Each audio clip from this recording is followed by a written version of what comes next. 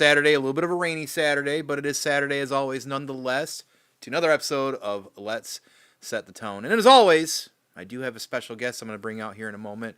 And, of course, just like all my guests, everybody's special, but everybody's special for different reasons. It's very layered when you get into it, but very excited to have this conversation today, without a doubt. But, far as life and everything as per normal, it's been a busy couple weeks here. We've had some family stuff kind of come up, and, that's been something we've had to work through with our little doggo, but we're getting figured out, and we're going to get things solved there. So that's been a big one for us. And then, of course, last weekend, Rad was in town, so me, him, and Zilla were able to kind of clown around town here, do some toy hunting, eat some good food, have a campfire, live stream from the campfire on Instagram, and that was a little unhinged like they usually are, but a lot of fun nonetheless. So if you haven't checked out any of that content, make sure to go over to Rad Toys Galaxy's channel on YouTube. Of course, it's in the description.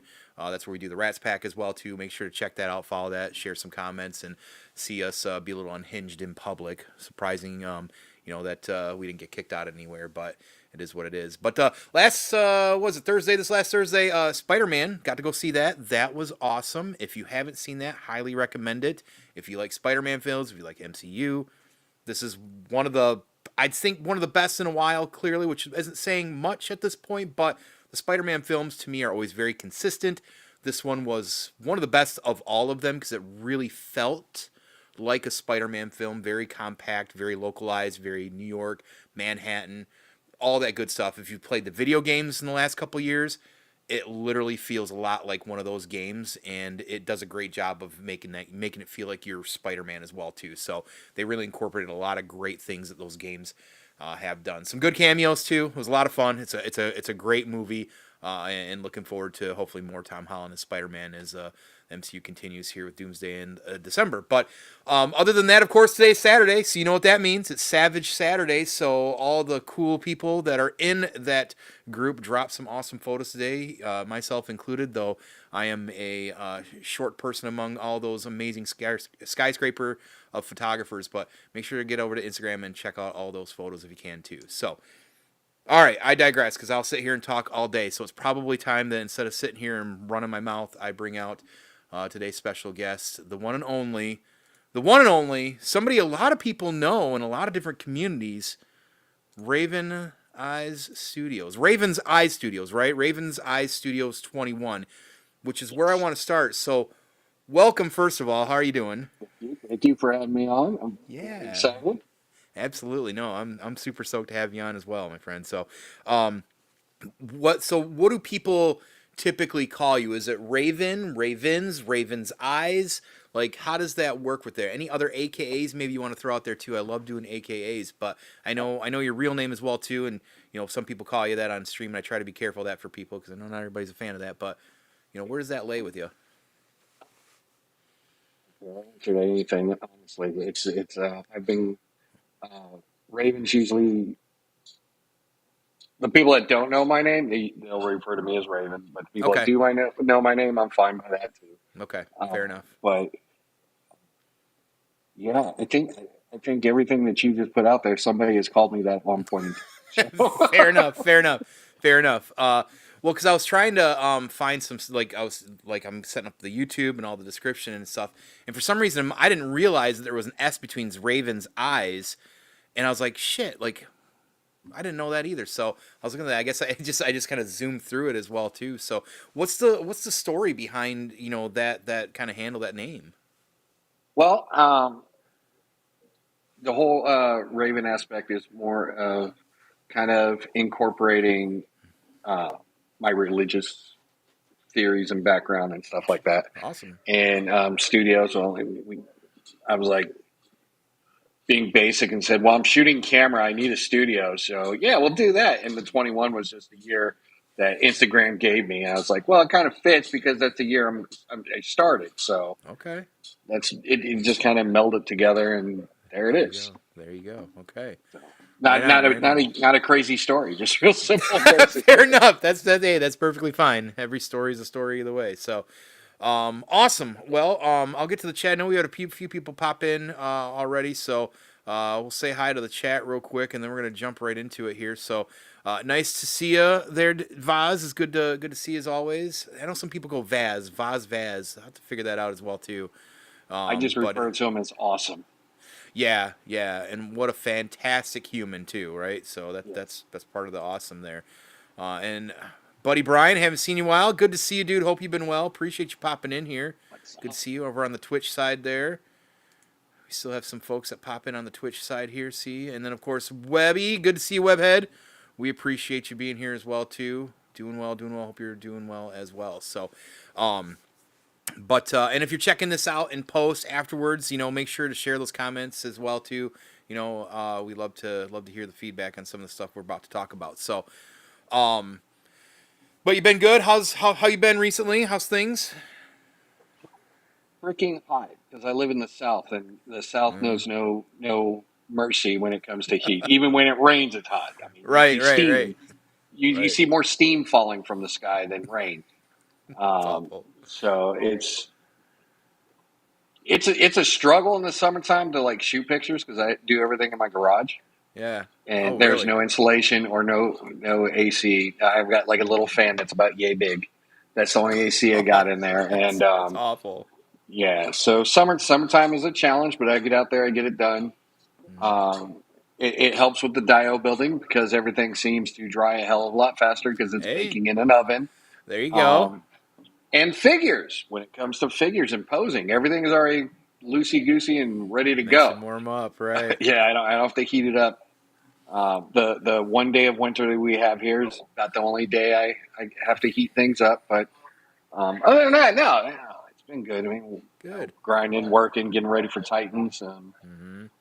Trying to keep up with like certain photos that have to get done, and doing that one post a day thing has kind of become a habit now. So when I don't do it, I feel like I'm like slacking. Yeah, that's crazy. You guys are. I couldn't even imagine. I don't know. I don't even know if I could get to that point. Much respect to you on that. That's a lot. Posting a photo a day, man. Boy, oh boy. Yeah, I go through secondary hard drives like they're candy. Right. You're your own data center now. It's great. Yeah, pretty much. Hey, Misery, good to see you. Appreciate you popping in, of course. See anybody else popped in? You're going to one day, Webby. Don't you worry. Don't you worry. You will be. Just like this fella here. Good. Good to see you, dude. Good to see you, Plastic. Who just posted something in the Savage Crucible group as well. I don't know if you put it on Instagram about combining Savage and Valverse figures, and that was the first time I've heard his voice. And I commented, I said, now I need you to start reading me bedtime stories every night. So that's going to be the plan. We'll have to go listen to that. Yeah, very soothing, very soothing. Well, that's kind of a good segue into you talking about being warm in your area and stuff like that. So have you pretty much lived and grown up in the area that you're currently at, or were you somebody that kind of moved around a little bit or kind of relocated there? Born originally in California. Wow. Grew up there. I grew up in Oakland to San Jose area until I was probably about 16. Okay. And then at 16, I kind of became on my own. So I guess you call it emancipated minor or whatever. But then I had a friend's family. They took me in, and I lived with them until I was 18. Went to college. Didn't make it through college the first time because I decided to join the military, and then from the military, I've bounced all over the United States, from Boston to Hawaii. Oh, damn. Traveling man. And then this area, Georgia area, it was where my last duty station was, and that's where I got medically retired from. Okay. And decided to stay. Got married, had a kid, and this is kind of where I ended up. But I still have that itch because I did it for so long. Right. And like every 4 years, it's like, well, I want to move, but it doesn't work that way anymore being out of the military because I have to pay for it Now now it's on your now. So bill. Right, right. Well, yeah, first of all, appreciate your service. I've got a lot of veterans in my family, so that's really important to me. What can I ask? What branch? it's Coast Guard. Oh, awesome! One of my good friends was Coast Guard. That's awesome. How long were you in? I made it to 18, and that's Wow. when they medically retired me out. So I was 2 years short of getting my full pension, Mm-hmm. but I was also too broken to make it those next 2 years. It's a So lot. It's a lot, yeah, man. Well, we appreciate that for sure. So Atlanta. Okay, so you see, and you've been there for quite a while then at this point here. So no wonder, because I've got friends that live in that area for a long time too, and now it makes sense when you're talking about the heat and the just all that stuff. Like it's yeah. always hot down that way. So, um, so growing up, I know we're all quite nerdy, and that's why we have a lot of these conversations in these circles these days. But like, what did that look like for you? Were you, as a youngin, were you into a lot of different things, or? When I was young, I split my time between like doing sports, martial arts, and video games. Nice. And then probably about time first, the time I got my first job is when I started like collecting, Mm, collecting stuff. And it started off with like comics, and then definitely Alien figures, Predator figures. So I guess like NECA was my first go to for okay. action figures. Yeah. Um, and then as soon as I went into the military, it kind of stopped because I didn't want to move everything. And I pick Right. something up every now and then. But yeah, a lot of my collection that I had when I was a kid, I passed those on to my kids, which Oh. thinking back now should never have done because I've seen the prices of some of the shit. Yeah. Yep. But I know that. it was cool. My kids were all about it, and they, I play with my figures with them, and then they were playing with them. Like you're playing with a piece of my history now, Yeah, that's kind of cool. and Yeah. so I passed it off to them, and eventually they broke or whatever got lost in the moves, and Hmm. so I didn't start really deep diving into collecting until probably about the time I started doing this 4 years ago. Okay. So and again, the whole collecting side, I don't really consider myself like a collector per se because I roll through stuff. I mean, comic books, yes. I've still got all my comic books. I still have my first Spider-Man comic book I bought when I was like 5 because my grandma gave me some money and said, "Here, go get something." Right. Awesome. And so I still have all of my comics. But as far as like action figures and toys and stuff, I've got a few. I've got a couple McFarlane Spawns that are selling their boxes, Nice. from way back in the day. Hmm. And but yeah, once I started doing the photography thing and decided to go back and get back into photography and do something with it, that's when I started like really diving into like toy lines and collecting Okay. what I wanted. But there's a lot of figures I've had over the years that I like say if you're not working and you're moving on to another home because I will trade them out for something I will work with. Okay. And that's what drives my collection the most is how much am I going to shoot it? How much am I going to use it? Right. So you cycle So, through stuff. Do you sell oh yeah, stuff, or after you use it, you've done it, you move past it, or? I I'll send it off to friends or I'll Okay. turn it into the toy store for you know credit there. Um, I'll sell it online. I'll do giveaways with it. So it's passing the stuff. I like passing the stuff off and enabling people into lines that they've never gotten into. Like I've given Nice. away so many Savages, it's ridiculous. Like Savage Crucible figures, I've sent probably about 15 of those things out. Oh wow. And so if I get into something, I want to share it, and I'm Right. not going to charge somebody to share that. I'll here you go, check Yeah. this out, and then hopefully that enables them to do something with it later. Yeah. Enable them to get into the Savage Crucible. Yep. Why not, right? Yeah, because I mean that's how I got into Mythics. Was I got my first Mythic from Detour Custom off of Alive. I was on there, and this is when I wasn't even taking pictures like consistently yet. Mm-hmm. And they were talking about Mythics, and I was like, "Oh, that looks really cool." He goes, "Yeah, send me your address. I'll send you one." So he sent me a Legion builder, and I'll forever have that thing because that was like the first one I got. I got it from outside net. Turned into a huge rabbit hole I fell into because now I think I'm sitting on like 140 of those figures. So, yeah, I kind of took a deep dive into that one. Right. And the same damn thing happened with Mezco. I found a Mezco. I think my first Mezco was a Mezco Deluxe Harley that I found on Amazon for like $50. So I was like, let me give Mezco a shot. I'm never going to get into this line. Let me just at least get one. Right. 72 later.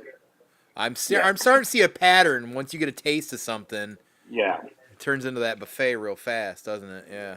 But probably Savage Crucible is the only line that I've gone into knowing I'm collecting everything they put out. Right. Absolutely everything. Mm-hmm. I get that. I definitely okay. Because it was like Joy Toy too. Joy Toy. We talked about this before. I'll grab a couple. Right. I just want the Raven Guard. I just want this one. Nope. Nope. Now I'm chasing every damn Primarch they put out. So now you're hooked. Now that's how that works. And like I have an addictive personality in these sort of things as well too, and I really try to keep myself in check. But Savage, like you said, and we'll talk more about that in a bit. But Savage is definitely like that's the one where I knew like the gate was going to open and I was just going to let the water flow, and that's perfectly fine. So, and definitely happy for it. But so that's some good stuff there too. So you early on, so you got your first comic when you were 5, and you've also already mentioned Spawn, which Spawn's still one of my favorites as well too. Actually, that's one of the few that I pick up monthly still for my comic. Pickup is Spawn actually, and I know we can go back and forth on McFarlane. We probably will a little bit in the figures in a minute, or a while. But there's always been something about Spawn and the way Image kind of came in and put a middle finger to the industry. I always have love for that. Eric Larson, even Liefeld to a degree, but all those guys that were involved at the time, and having a character like Hellspawn, Spawn being this super crazy anti-hero, just I don't know, just something about it. Somebody who loves metal music and all kinds of cool things too, seeing chains and demons and stuff like that. Probably also spoke he was to me like too. the epitome of John, Right. like rebelliousness back in the day. Right, Like, violent, like just stuff you didn't see back then, right? At the time, and I was just like Savage now. Like I dove in hard on Image. I was into it all, like Shadowhawk, Bloodstrike, Brigade was one of my favorites of the time. Who else? Wildcats, like all this stuff. So, that's right. Took the world by storm. Yeah, that's unless right. it's an Elric. We don't bring that up. But so outside of like Spawn, like what were some of the bigger comics you were into, and also like maybe cartoons maybe you were into at that time, that age? Dark Horse Comics had Star Wars Dark Horse. Predator, Alien. Oh yeah, good old school. I've collected it, and then the Terminator series. Whenever they put out, when they did all those crossovers, the good still shit. have all of those. Yeah, I'm still waiting for a good Alien versus Predator movie, and we've gone back and forth over this on the show, but no, I'm still waiting for them because that comic series, that first line, I don't understand why they can't put that out. Right. Because that first comic set of Alien versus Predator was perfect. There was no better OG, way to OG, right? OG, yes. Oh yes. God, the OG so comic. Good. Yeah, I don't understand why they even touched or tried to change that at all. That's why I hated those movies, because the comics were so good, personally. Yeah, they had so much material, and they still do, that they could go back and redo, and they can make a damn Alien Predator multiverse. Just with the stuff they released back in the day. And Mm-hmm. I mean, the stuff they've been putting out has been okay. It's been enjoyable. Mm. It has been enjoyable, but it still doesn't have the same magic that those comics did or those first movies did. You know, the first Alien movie, the first Mm-hmm. Predator movie. Those, I mean, going back when I was young, that was my thing, was horror and sci-fi and predators, Yeah. aliens.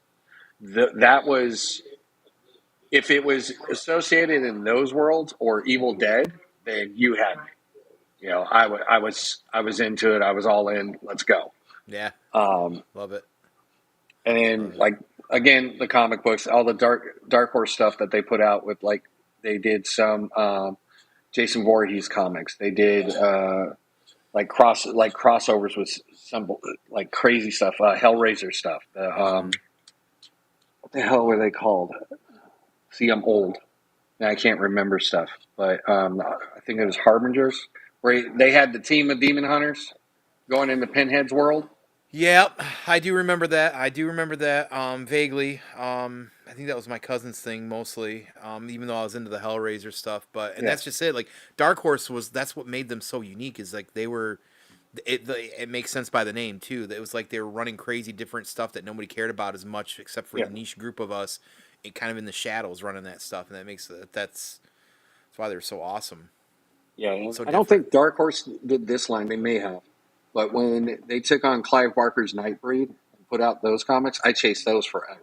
Oh, I think nice. I have most of them still, but yeah, the whole Nightbreed series, I would love to see that get a good remake. Not somebody just, hey, let's throw some shit together and put a B movie out there just to throw some junk at it. Right, right, Go right. into the story and because that was Some an real work. amazing story. Right on. You know, Clive Barker was, you know, I was Yeah, a big reader. yeah. You know, outside of like nerdy stuff, I read all the damn Hmm. time. Clive Nice. Barker, Stephen King, Dean Koontz, just anybody I can get my hands on. Hell, I even Right. read, I think Laura McLaughlin. Was it McLaughlin?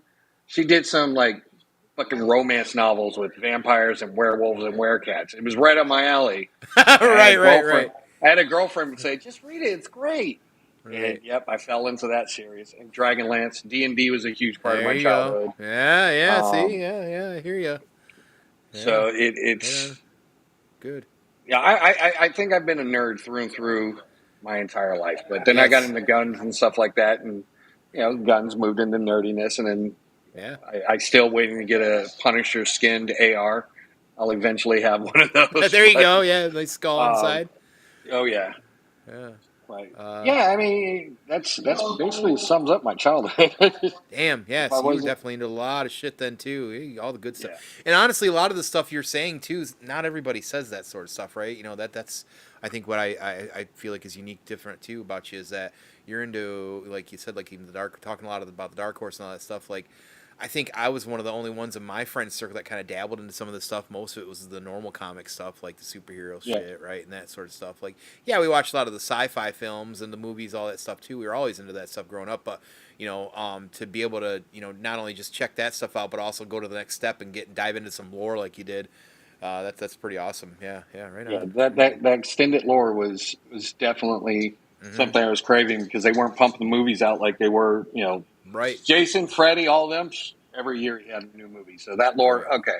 But I still went off and tried to find the comics and Yeah, whatever books I could find with them.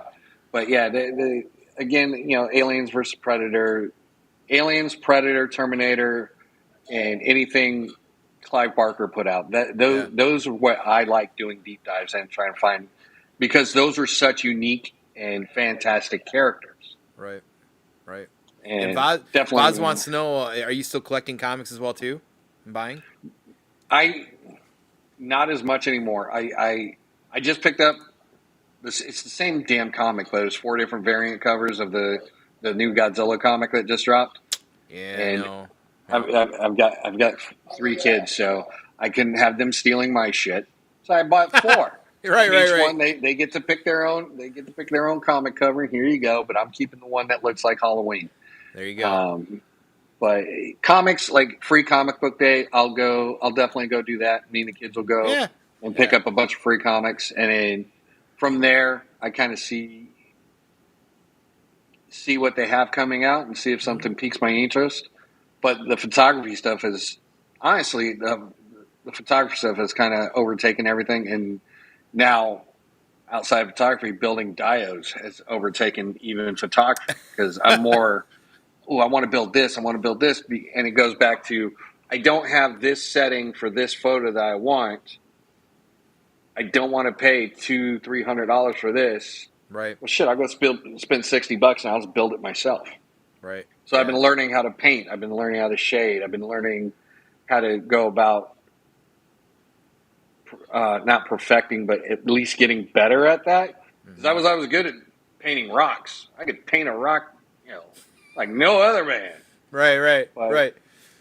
But just the other day, I started painting skulls, like the pile of Lemurian skulls. Yeah, and that looked really fucking good, dude. Like you did a really good job with that. Yeah, that looked really good. So that was like the first thing I've attempted to paint outside of maybe a throne that looked like absolute dog shit. But I still painted it, and it looked cool. But I talked to a few people and to get up those skills.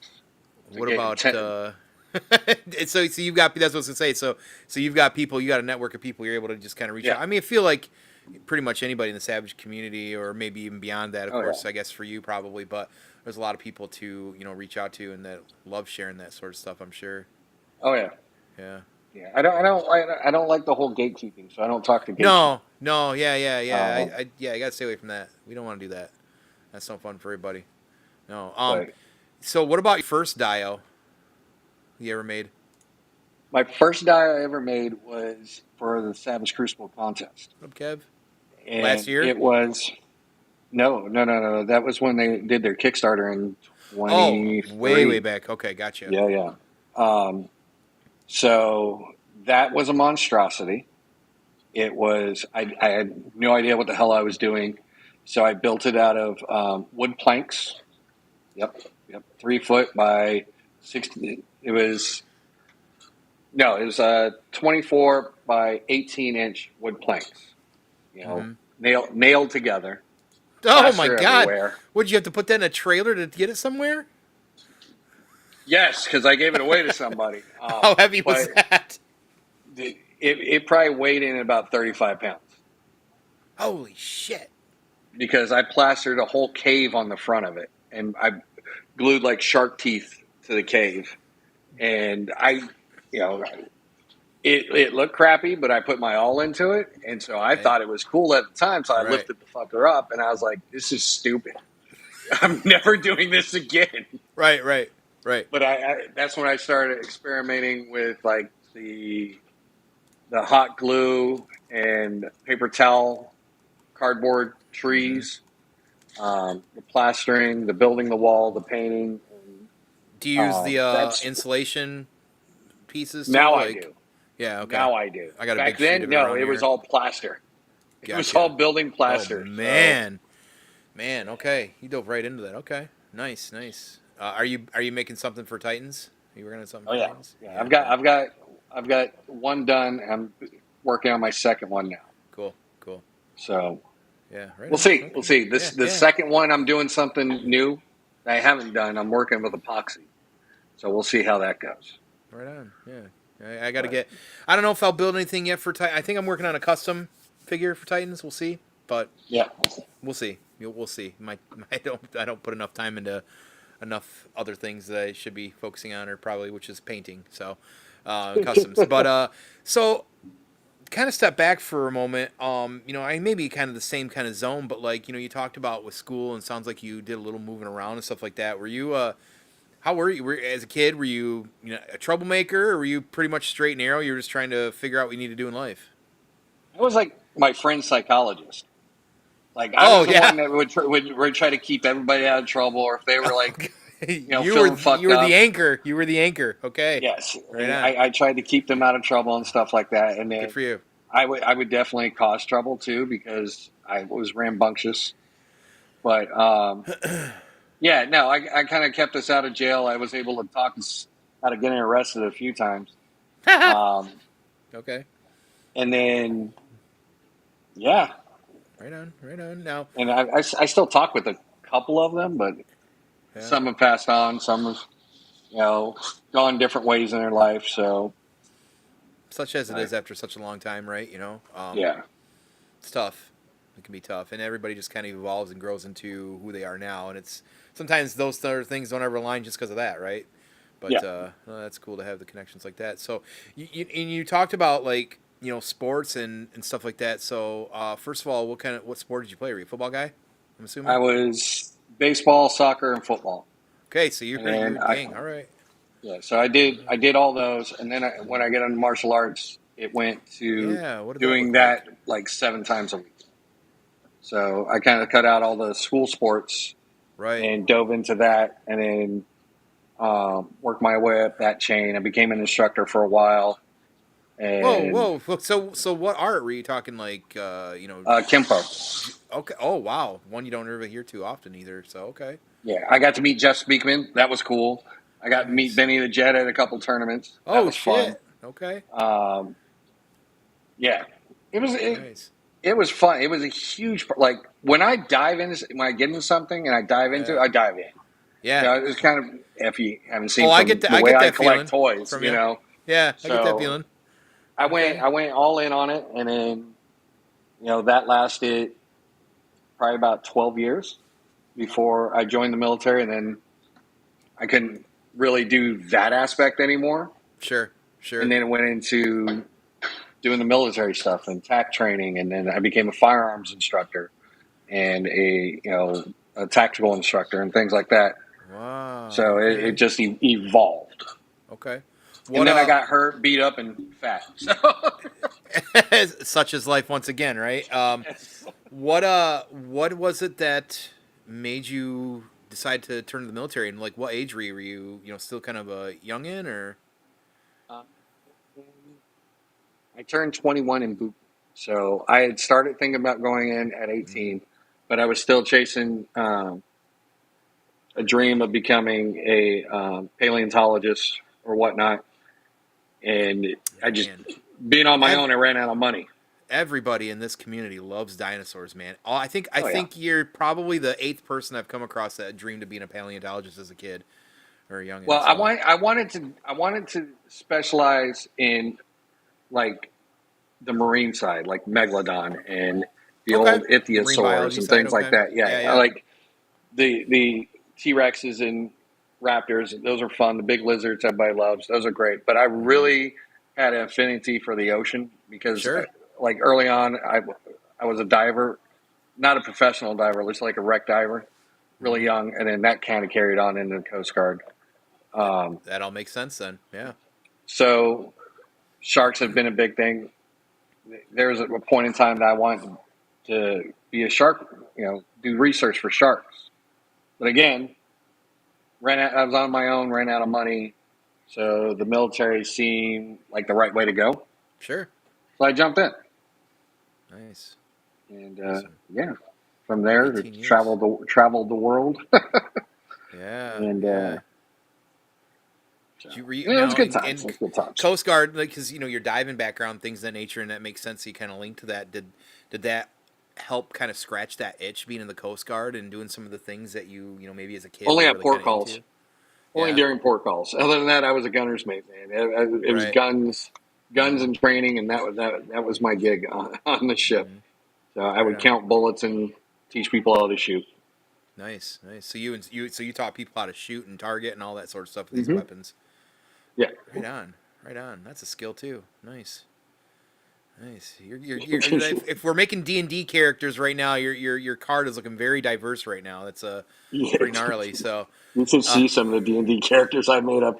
My DM looked at me a few times, said no. No. oh, you're one of those too. Okay, gotcha. Yes. Yeah. Okay. It's Yeah. like You I know. want to multi-class everything. Right. Right. No. Right. Right. No. You're a DM nightmare. I've got you. Yes. Now we pegged you. There we go. There we go. Um, what was so you talked about your first job. What was the first job you got? And was that like when like 16, 15? I know sometimes Uh, states laws are different. Sometimes people start at 14, but what was that for you? so my first job I consider my job ever was I was raised by my grandmother, and she did volunteer work working with like children with severe disabilities at a mental hospital. Oh, that's good stuff. Good work. So I would volunteer with her when she couldn't find a babysitter for me. I would go to work with her, and I get paid like $5, whatever. Right. But I would help out with like there was a lot of children that were victims of drownings, so their mental capacities were severely diminished. Sure. So I would help feed them and clean them, and like be kind of like a runner for the nurses that were working there, and then I'd follow my grandmother's lead and do chase her around and do what she was doing, and that was kind of where I first started working. And from there, it moved into working at a golf course, working at a coffee shop, working at a sunglass shop, working at a clothes store, into security work, and God, a ton of stuff. Dang. Okay. More coffee shops, waiter, Coffee shops? bartender. Okay. Yep. Okay. And it was waiter, bartender, print shop, drywalling, and then I went into the Coast Guard. Damn. Okay. So right. I started with my grandmother when working there when they first allowed me at like 12, when I was 12. And I joined the Coast Guard, like I said, when I was 20. So across that time, I worked at a cheese factory, or not the cheese factory, but an actual cheese joint where they process cheese, a cheese processing plant. I worked at one of those. That's where I got my forklift qualifications. And I worked at a hardware supply store. Dude, I've tried to get my hand in everything. Yeah, and that's smart because knowing a little bit of everything is always a great kind of skill to have, right? It makes you be able to handle. I feel like a lot of unique situations that could come up because that always comes up. But of all those things you said, the one thing I got to come back to is bartender because I got to ask, do you have a favorite cocktail? I'm a basic bitch, man. Rum and Coke. Let's go. He's a basic. Okay. Or an ATF. Or an ATF. What's an ATF? What's in that? Or not ATF. No, AMF. Adios, AMF. motherfucker. What's that? Can I say? Oh my God. Oh yeah, see, of course you can swear. We fucking love to swear. Yeah, we want all the fucking swear words. So it is a concoction of like a bunch of sweet liqueurs. It's kind of like a Long Island iced tea. Okay. Except island life. Okay. I don't even remember the recipe for it because I stopped drinking probably about 12 years ago. Oh, damn. Okay, gotcha. Well, stopped heavily drinking about 12 years ago, I should fair say. Enough. Okay, fair enough. I do have a beer every once in a while. Okay. But it's... I know it had like grenadine, pineapple, definitely rum, vodka.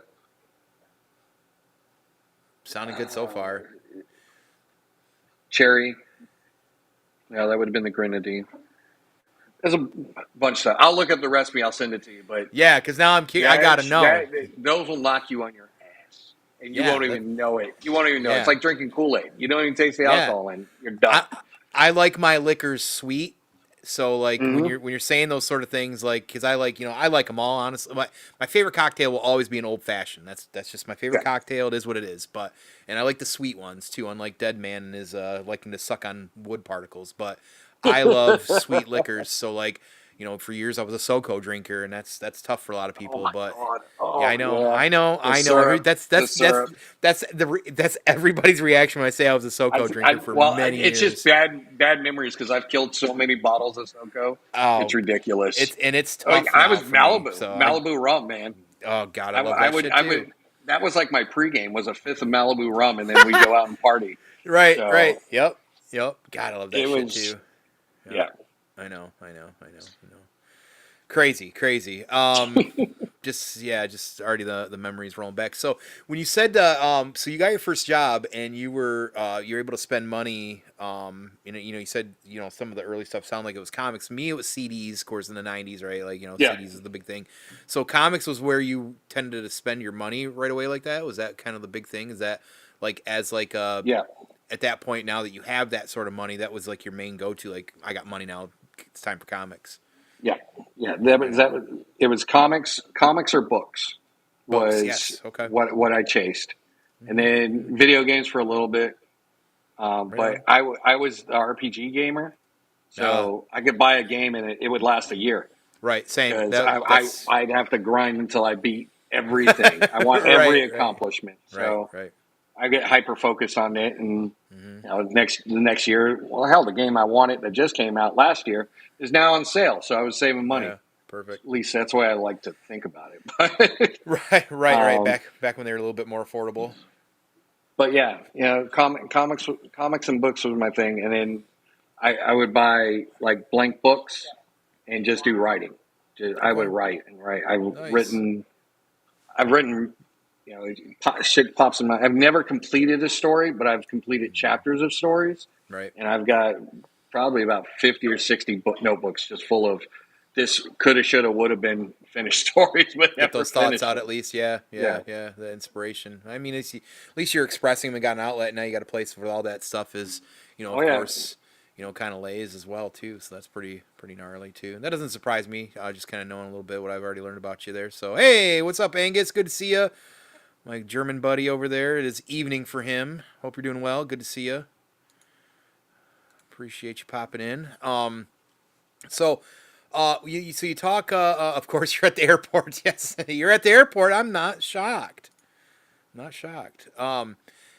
When you're talking books, you kind of went through some of those sort of things, but you did mention, I know, Dragonlance, which Dragonlance actually for the Yeah. D&D books, I didn't really touch a lot of Dragonlance, like a lot of people did, because I was more of an R.A. Salvatore and more Forgotten Realms and that sort Yes. of stuff. Did you read some of that stuff too? Are you a Dritz guy back I here? went through all the Drits. Yeah. Well, Cool.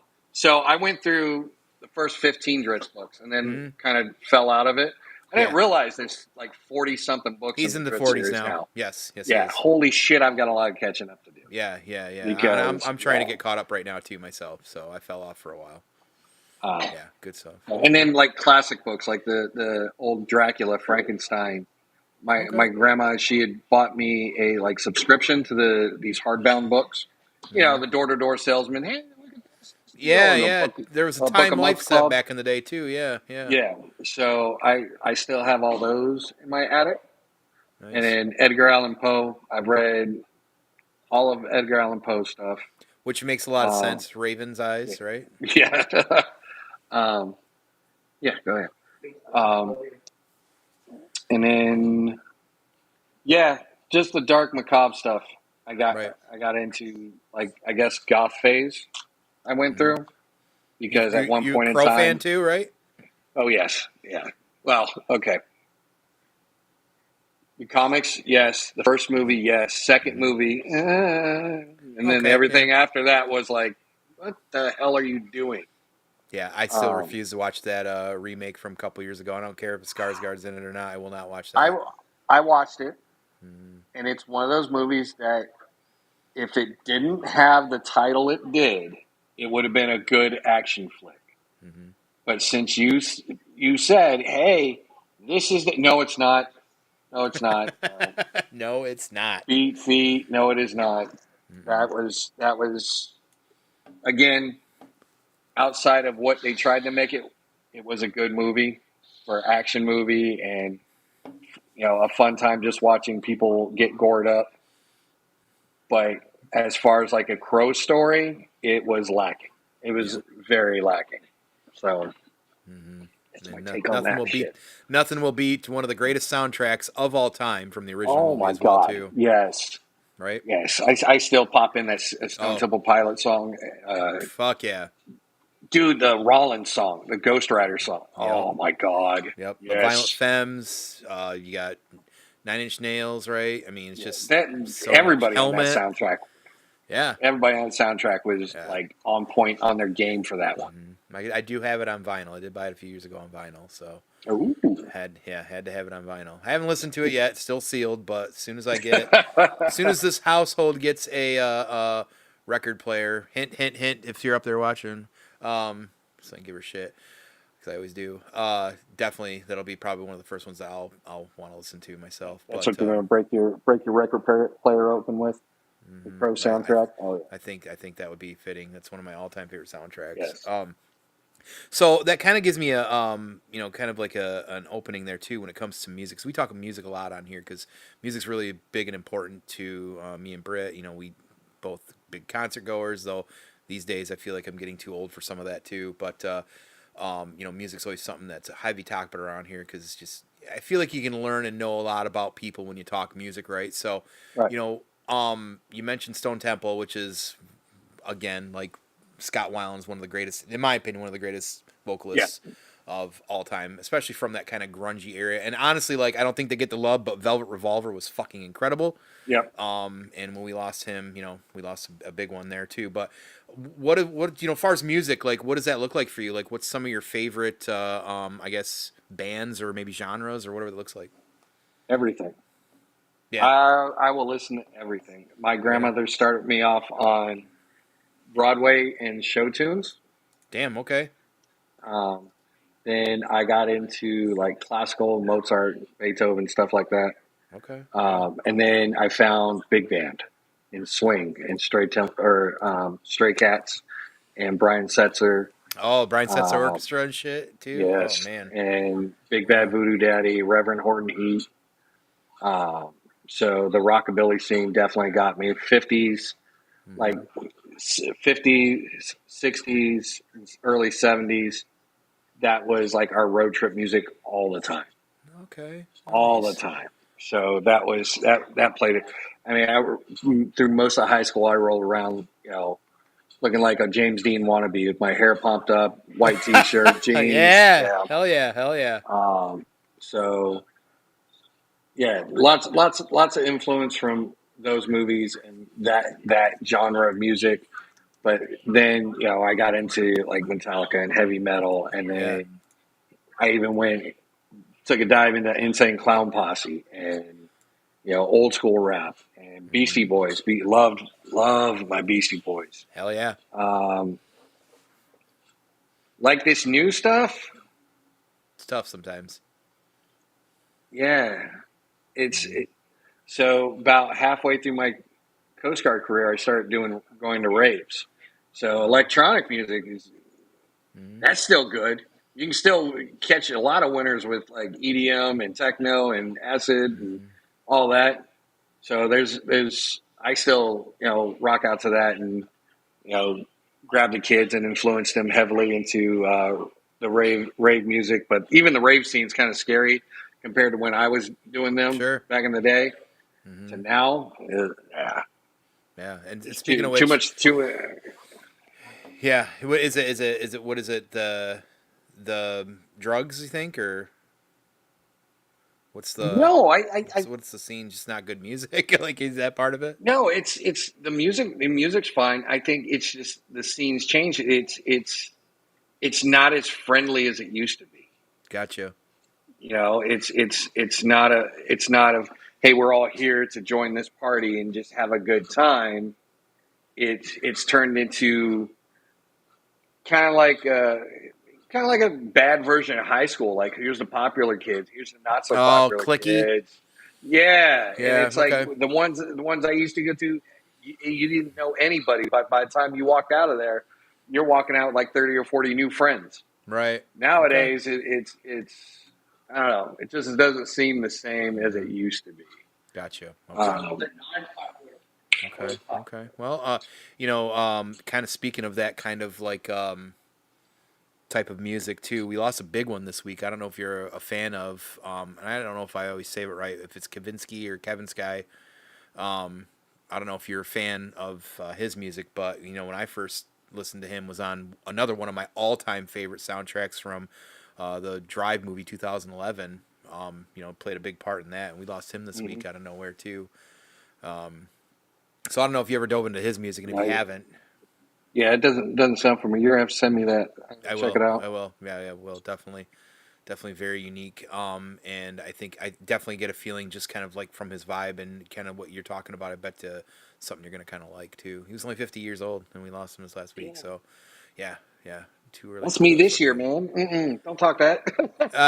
You really? I wouldn't have ever guessed. Okay, damn. Yeah, this year's been quite quite a fuckery year for it seems like for a lot of people.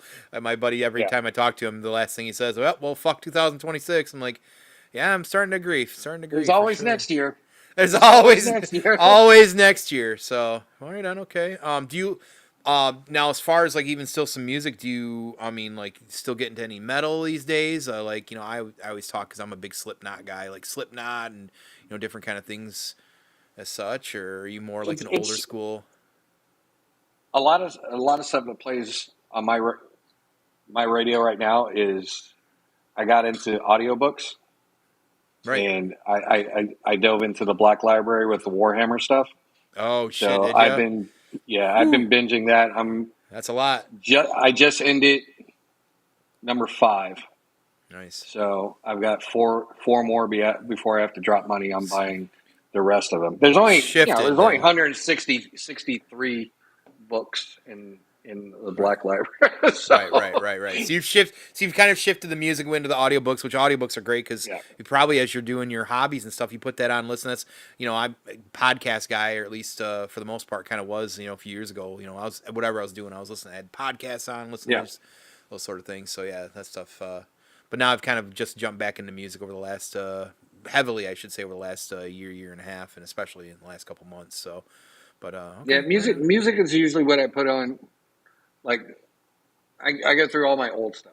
Mm-hmm. Social Distortion. I'll put them on. Like I said, Reverend Horton, the swing stuff.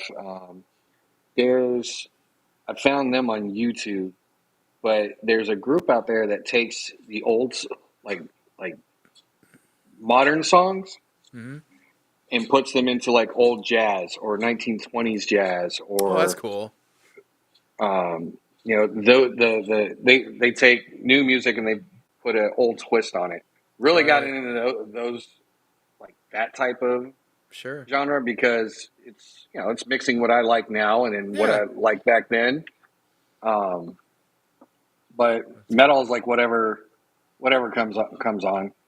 Okay. Five Finger Death Punch plays a big role in my shooting when I'm doing like GI Joe shots or whatever, Sure. or when Sure. I'm. I've seen them 3 times live, so I feel you. Oh my God, they're awesome. Yeah. Um, I usually get poked fun at by somebody because it's dad rock, and I'm like, I don't care, it's fine. whatever. Yeah, whatever. I'm a I dad. listen It's to it. okay. Right. I have I 2 fit cats. I'm that a cat dad. description. There you go. Right. See, cat dad. You're good. Right. I fit the We're taking description. care of somebody. So, So, right. Yeah, no, for sure. yeah, no, I don't mind that whole dad rock thing. Yeah. It's fun. Yeah, it is. It is right on. Okay, so I do want to kind of divert a little bit. I know, and Hmm. I love hearing about you. Learning about you has been awesome. I like I said, you're that guy in the D&D group now. I know that your D&D cards out of control, and I love that. So no, that's great. I appreciate you sharing some of that stuff there. But I do want to ask you, because I know you've talked, Mythic Legions and stuff like that, and I know that's Hmm. pretty adjacent still to a lot of Savage Crucible, as well too. But you've actually been able to go to Legions Con, which I've heard, and Yes. you road trip to Legions Con last year, and I have gotten word that trip was cursed. Do you want to talk about that a little Oh bit? my God. Yes. So the first year went by fine. Last year was dog shit. I mean, the trip was fun. I drive up to North Carolina. I pick up Yeah, Green Geek, and yeah, then we travel up. So we're about an hour out from Legion's Con. We're almost there. Everything's going fine, nice and smooth. And then my goddamn car decides to spit all the oil out of that's it, and that doesn't work when you're trying and to drive. no, and then I was like, "What the fuck?" So I'd pull over, fix it, figure out what was going on, Mm, and then we kept going. I was like, "All right, fuck it." When we get there, there's a gas station. I'll go grab oil and we'll put it in. So we get there.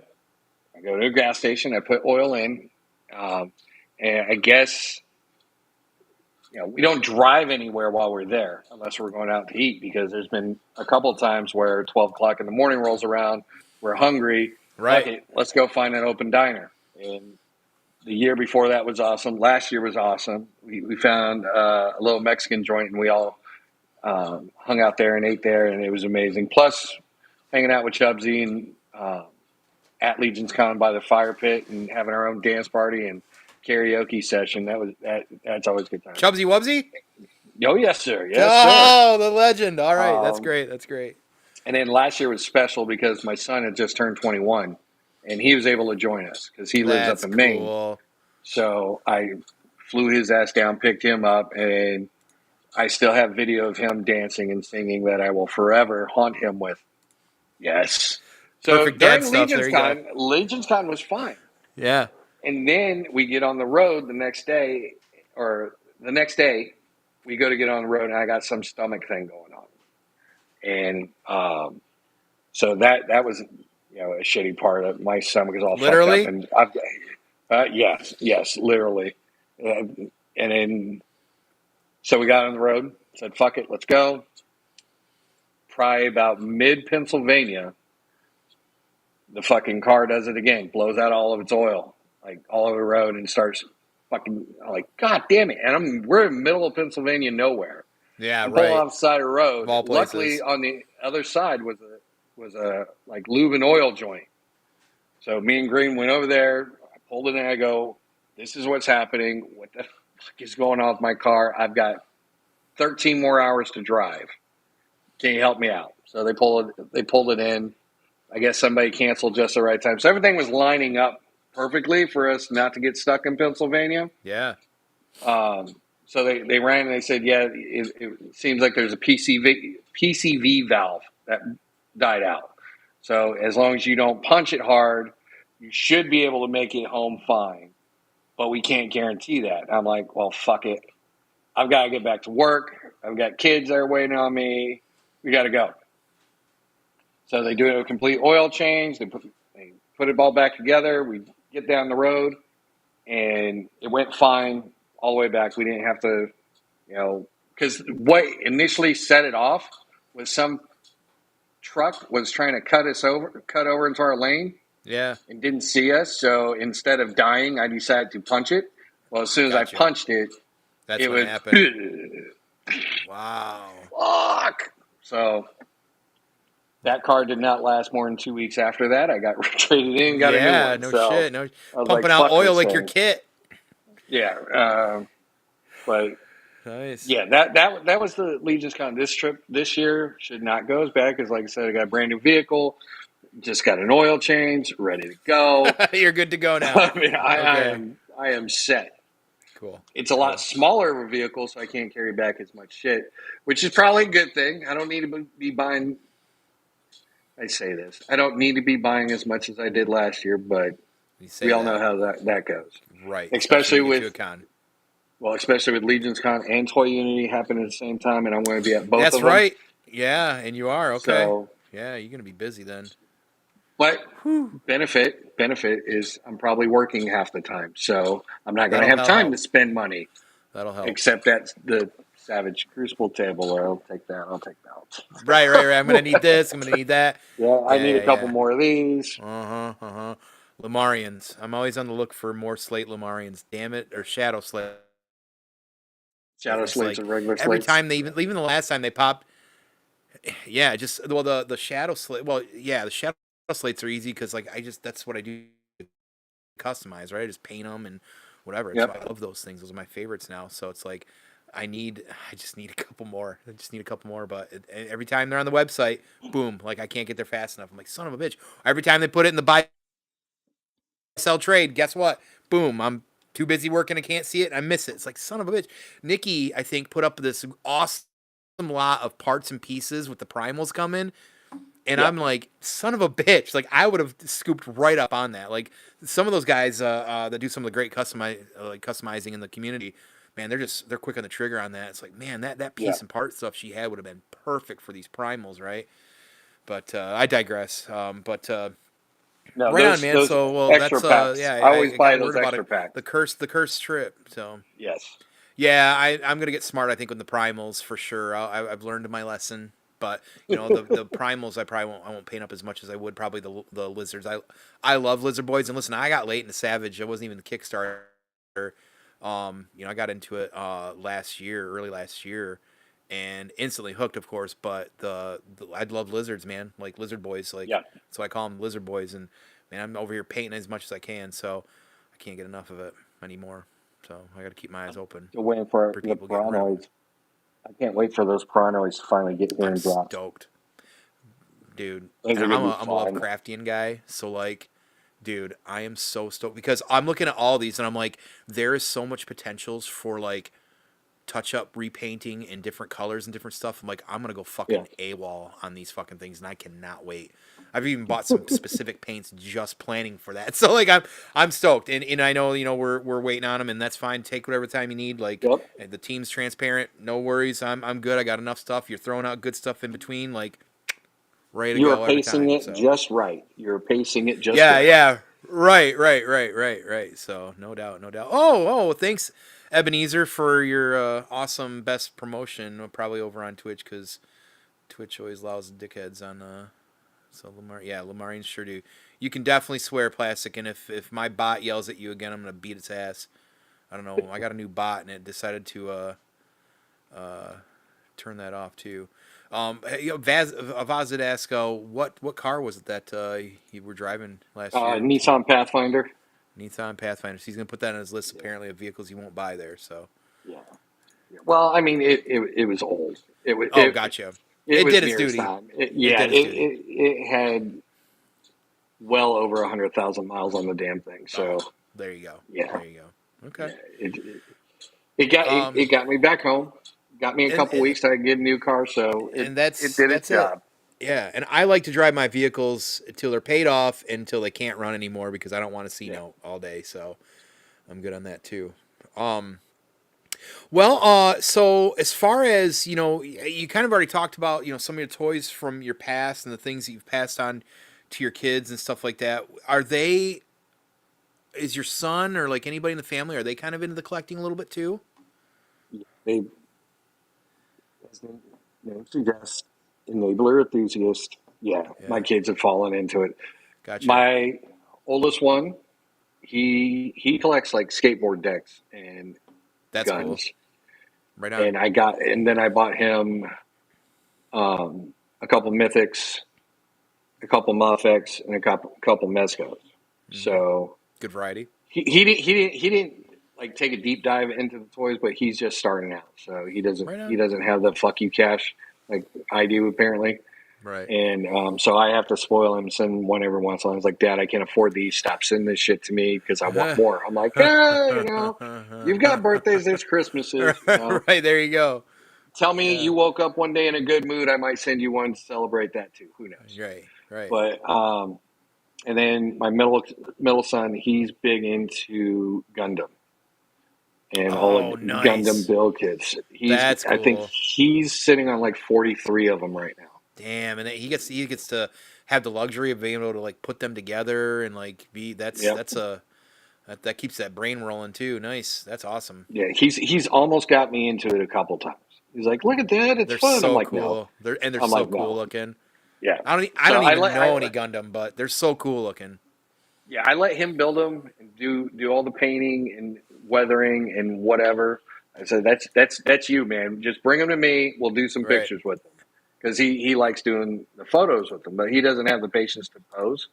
So I do the posing, I walk him through it, and then I go, "Here, take the picture." He's like, "Okay." So he pulls out his phone, does the pictures. And Cool. then my youngest one, I made this mistake too. I bought him his first creative beast dinosaur, and so he's fallen hard every time. He says every time I go to a convention where the Creative Beast Studios is at, I have to bring him one back. Hmm. So what was cool was this year when we went to IshCon, they had a raffle.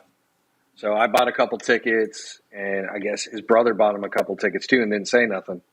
So he had like four chances to win, and we threw them all into the big Stegosaurus, like Oh, that $250 cool Stego. Stegosaurus one. Yeah. Yeah, and he ended up winning it. Awesome. That's So cool. that's that's been his like What an experience. I'm so proud this year moment because look what I got. I'm like, Yeah. yeah, that's cool. So That's great. That's cool. That's cool. And it's Dino and man, Creative Beast Studios. I always joke. I'm like, if you want to get in that, you got to get a small bank loan, maybe. But boy, are they are so well made. They're so amazing. They That have a crew is dragon coming up on one. yeah yeah yeah. Nah, they're doing great work out there. I've managed to not go down that rabbit hole. I stick with the Hammond collection for dinos Yeah. for the Savage Crucible photos and stuff like that, and I stay locale on that one. But man, I got to be careful because I know if I've really because of the Cyberzoic and all that shit, like dino riding shit, like come on. How do I love that as a kid. How do I not? I got to be so careful. Yeah. So careful. I've got So to hang careful. out with those guys a few times, and they're I hear, really yeah. awesome people. I hear they're great. It's They're it's like so hanging out with awesome. Harbinger. Yeah, that's what I hear. Yeah. They're great people. That which makes it even more like, man, I want to spend my money with these guys because these guys are so awesome, right? So no, that's awesome. So you did mention which kind of clued me in on this. So you're collecting to where you're at currently in the you said you're not really, I guess, collecting in your sense because of the way you kind of like move on from things, but this journey of yours started right around 2021, so you kind of after, because a lot of people really jumped into it during COVID, like during the, unless it was early 2021 and that was still kind of part of that, but 2020 was such a kind of like there was not a lot we could do, so that was a big year for a lot of people to get into like collecting and content creating. But so you're saying like 2021 was kind of like your start point, or I guess how did that look, or what did that kind of look for like the modern, like kind of where you're at now? Oh, your voice is out. I saw your screen turn black. I don't know if still can't hear you. No worries though. We'll figure it out.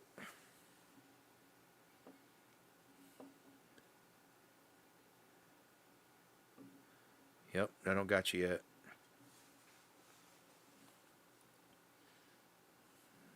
Mm-mm.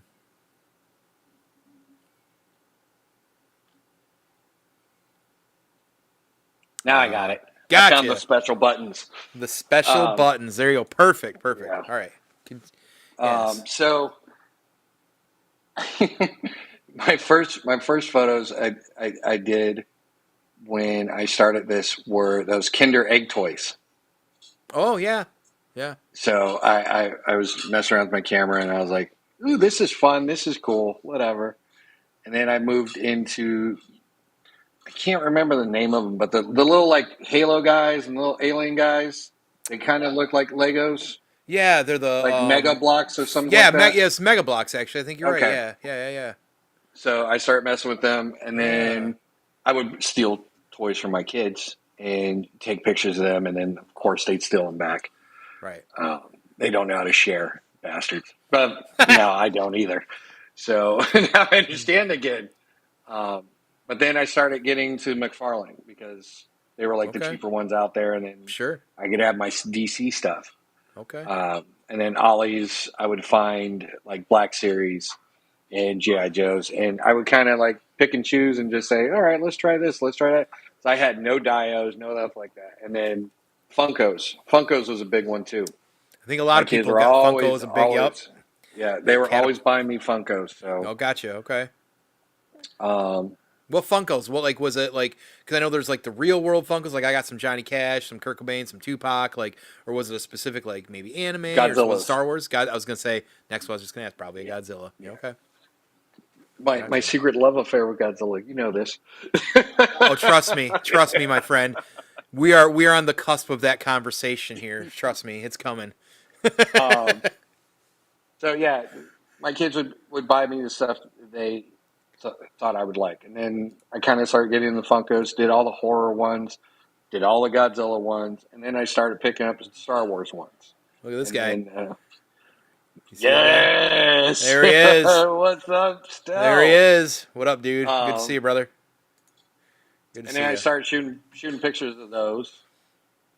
And like I said, I got my first Mythic in, and as soon as I got that one in, it was holy shit. These things can move, These have and that's when articulation. Yeah. yeah, and that's when I fell into the articulation stuff. And then about that same Okay. time is when I started having issues with my McFarlanes and their ankles and their arms freezing Yeah. up or joints falling off. QC. And yeah, and so I diverted from that and then it just progressively got more expensive as I went. Right. So, Right. yeah. And did you start an Instagram right away, like, and start taking photos, and how did that kind of come about? Um, no, I didn't. I didn't start Instagram like right away Okay. because I was still thinking I had big aspirations of being like a nature photographer. Because Okay. when I was in high school, I had taken a couple photography classes, Mm-hmm. but that was back in the day when you had to have a dark room and all the Right. chemicals and run everything. I had, outside of whatever camera was on my phone at the time, I'd never messed with a digital camera at all. Um, so I bought my first digital camera and decided to mess with that, and learned really quickly that I bought a camera that was way far more advanced than I was ready for. Sure. And so I had to take the hard road and learn all the bells and whistles and buttons and special techniques to go along with that, Mm-hmm. which I think kind of helped me out later on.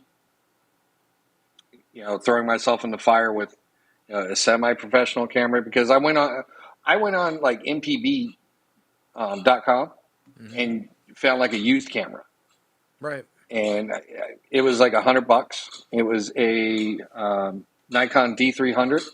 So I guess Okay. back in 2008, that was like the high or mid to high end camera at the time, and that's what I started with, shooting with that one. And then I learned about, it's not the body, it's the lenses. And again, like I've done with most stuff, I just took a deep dive into the whole photography thing and kind of went back to um, the basics of what I learned in high school, which had Right. already been like 20 something years away. Okay. Um, but yeah, I did that and found like Instagram, because I wasn't on social media at all. I was like against social media, like, oh, I don't want to be a part of I that, get it. because I like live interaction. I Yep. don't I even like get it. talking on the phone. I would rather like go hang out with people than do you know the phone thing. But it makes it really hard when some of your friends. I was at the beach. I'll go start screaming Godzilla. Yes, yes. Um, Perfect, Sal. Perfect. Perfect. Was he talking about you? Were they talking about your wiener? Like, I'm trying to figure that out. Like, what part of I'm Godzilla? guessing that. I'm guessing that's what it Yeah. was with Stell. Yeah, I'm pretty sure. That man is a myth and Yep, his pants had a fallen. legend. Yep. Right. Yes, he is. He is. He is. But He certainly is the legend. That's great. Thank you, Stel. That's shit, awesome. that completely threw me I off know. base. See, Stell. Now this is I why just got we've been Stell. doing so good, and this fucker comes in and just immediately, it's Derails it. right, But no, perfect. Couldn't be more perfect. Love it. yeah. Godzilla. So I then decided to jump on Instagram because one of my kids said Instagram's cool. I'm like, Right. okay. Is this And then 2021 or like more like 2022? it's about 21 because I got my Still first about camera 21. during COVID in 20. Okay, got you. So, Okay, okay. so 21, like February 21, I started it up. And then my first pictures were like some of the black and whites I did over at Alcatraz in San Francisco from a Fucking cool. family trip. Fucking cool. And then, yeah, and then watched a couple Sir Dork videos. Oh, Started nice. talking to people in community like Dead Man and Unworthy and all the Mm-hmm. lazy boys, and getting to know people in community. And then, at first I was posting like once a month, once every once in a while. Mm-hmm. And then probably about my second year in, and shortly after I had started going live on Instagram and then moving over to YouTube, is when I set the goal is I'm going to put something up every day. Damn. So for the Brave man.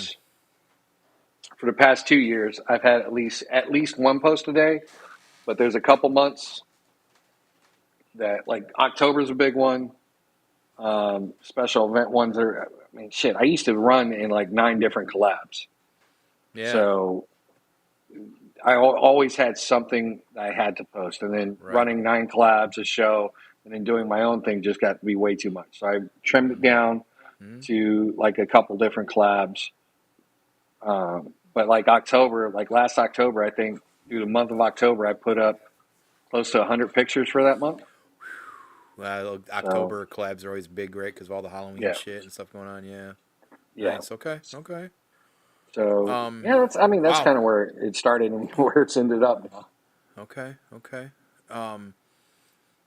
So of course, now that Stella's here, this is probably the perfect also. And I know I said I was ready to get into this now, so I do want to talk a little Godzilla because I'm a big Goji fan as well. Um. So as far as you, was that like me, like from a kid, like Oh yeah. early on, like Goji fan? Like, what was the first? If you remember, was it the first that you saw, or was it something on Syndicate, or maybe it was a VHS tape? Like, what? How did that kind of? The, I mean, obviously, I mean, it's. I mean, I know you're more of like Megalodon and those kind of dinosaurs, but I always right. feel like because I'm so dinosaur, it's very adjacent, right? So, how did that look like for you to get into the Godzilla stuff?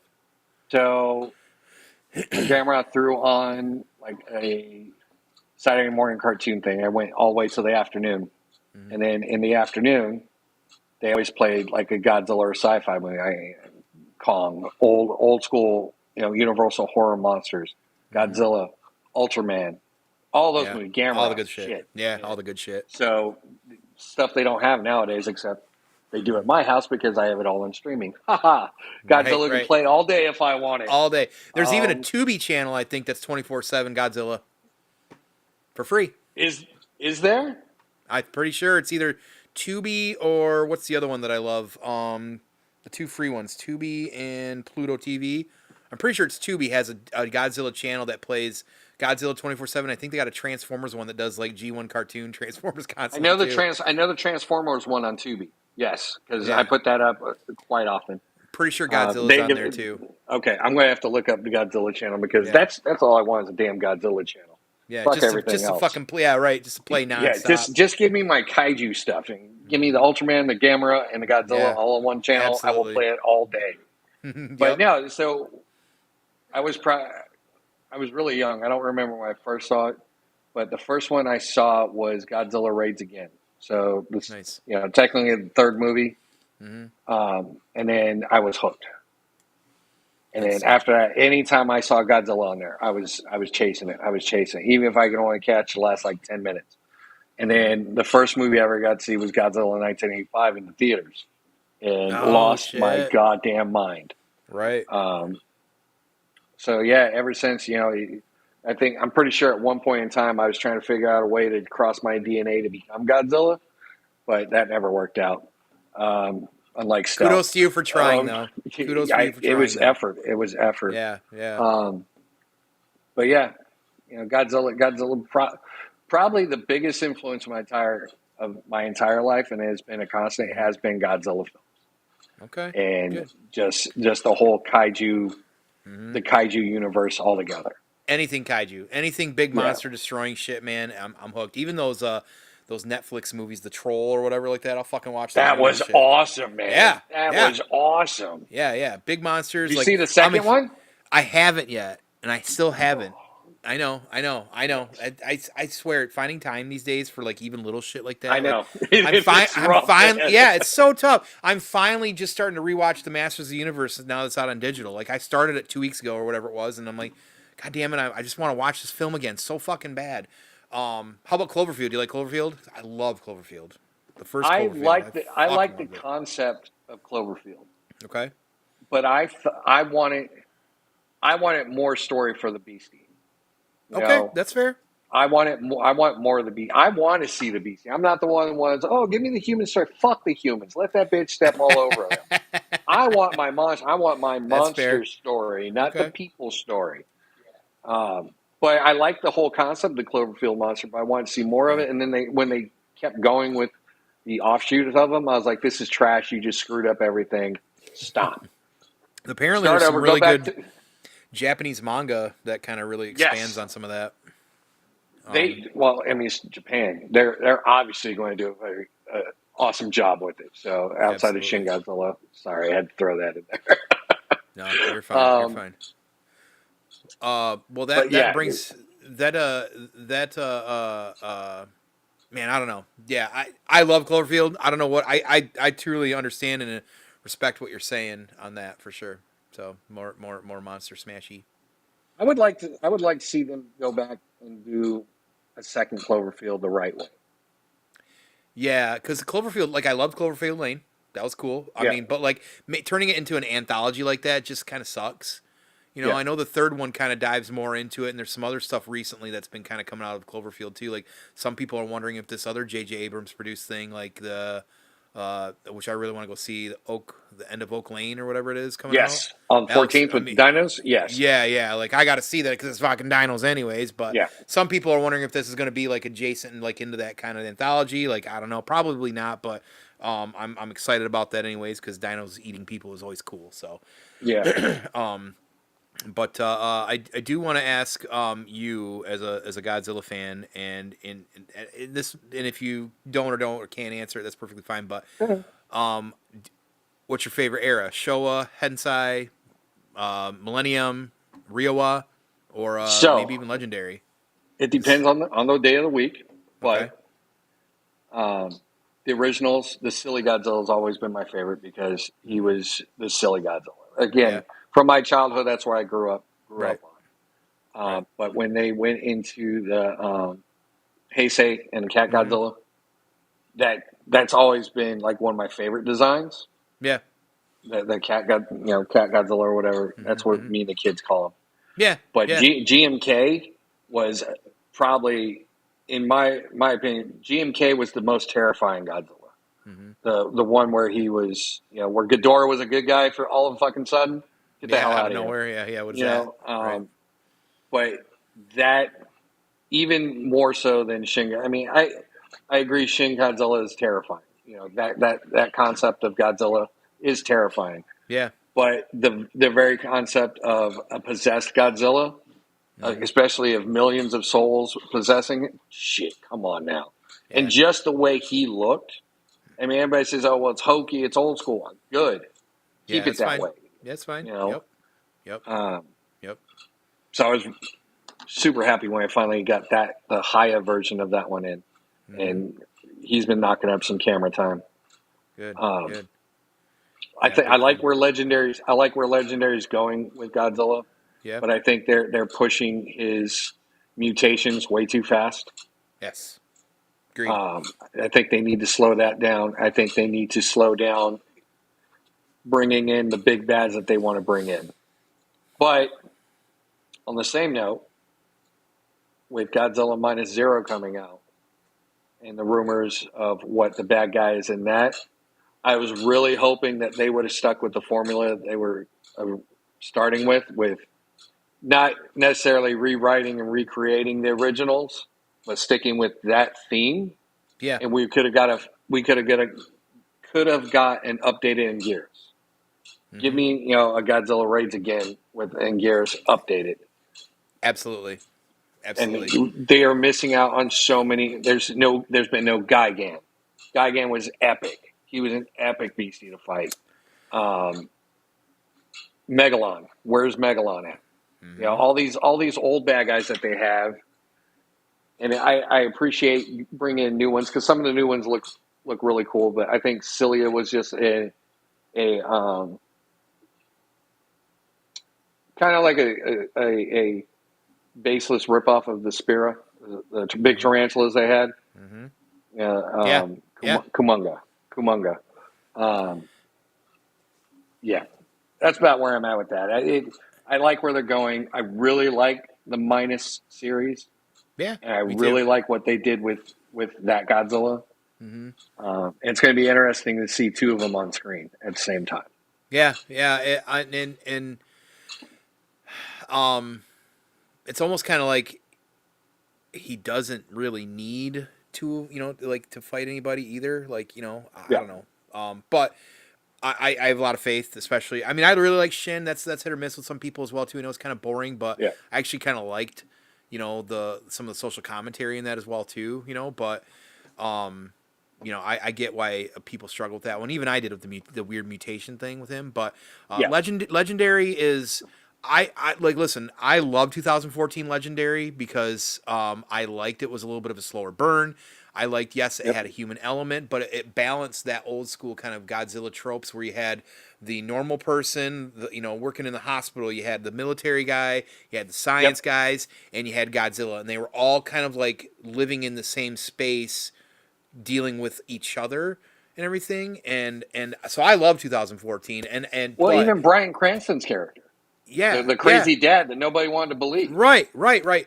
Like, and people are like, "Oh, he was a wasted role." No, he wasn't, because every time he was on scene, he chewed up the scenes. You know what I mean? Like, Yep. it was great. I love 2014 and 2019. Now I loved that probably just a little bit more because I love Ghidorah like anybody else. We got to see Rodan. You know, I mean, there's a lot going on. Mothra, I love Mothra.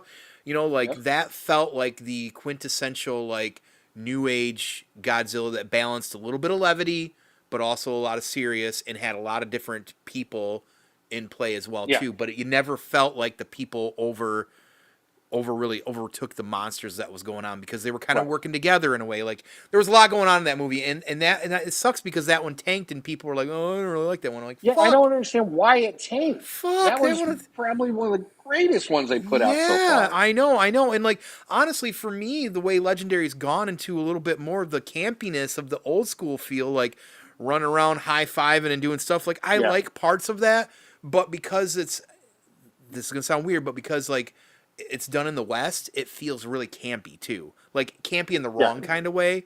So like, I like them, but like, I feel like they continue to move away from what made the first couple really good, which was that they were kind of almost like a little bit more grounded in reality, but Yeah. still, they were still magnificent, and they were explaining how it works in the real world. Now, I will say probably the best of Legendary at this point is the TV series right now. Monarch. Like, dude, Monarch is so fucking Yeah. good. Like, in the last season, they definitely got more of a budget. You could tell, because it looked like it was Oh a yeah. movie, and we got a whole series of it, and that was fantastic. And I know a lot of people thought we were getting Biolante for a while or whatever. Yeah. And it wasn't. It was a new monster, and that was fine for Legendary to do a new monster, because I know they got to pay the royalties, but I that liked worked the really take well. they did on that monster too, though. Yeah, I yeah, loved the take they did. It wasn't yeah. like something there just to kill. It was there Right. They gave it for a some real reason. background. Yeah, Yeah. they made it a real character, Yep. and I loved that as well too. And boy, oh boy, Kurt and his son Wyatt, and the acting in that show too. Yeah. Like, come on, like, it's so Killing it. good. Just, yeah, absolutely killing it. So hopefully for more of that, and I love they're expanding that Monsterverse now. But I do want to ask the big question here. But before I do that, I want to make sure that Savage, we do need a Dino Crisis movie. Like, we need that game Yes. remade and remastered. But Yeah. damn right, we would like something like that as a movie would do really well with that action. So, what is your favorite character in the Goji series, like all of them, outside of the big man himself? Do you have a favorite? Do you have a number one, or maybe just a number one villain, or whatever that is? I like Anguirus. Okay. Anguirus is probably up there for me. Mm-hmm. But I really liked like King Caesar. Oh, I was so disappointed they only put him in one because that character was something they probably could have run with his own series. so unique Yeah. compared to a lot of the other ones too. Mm-hmm. But We need. it's really hard to really pinpoint that question because outside of Gabara, the damn cat in the Son of Godzilla movie, Mm-hmm. that was probably the only goofy one. He's probably at the bottom of my list of like ones that I like or ones I recognize. He's definitely at the bottom of the list. And then, of course, 1998 Godzilla, the American iguana, Zilla. Yeah, no, he is below Gabra. I put Gabra above him definitely. But on the same note as that, the animated version of Yes. that really developed that Shouldn't as a Godzilla. shouldn't have been as good as it was, but damn right it Yeah, was they really fucking good. did a really good job with that one. Yeah. God, I hate that fucking But Braddock film. but I think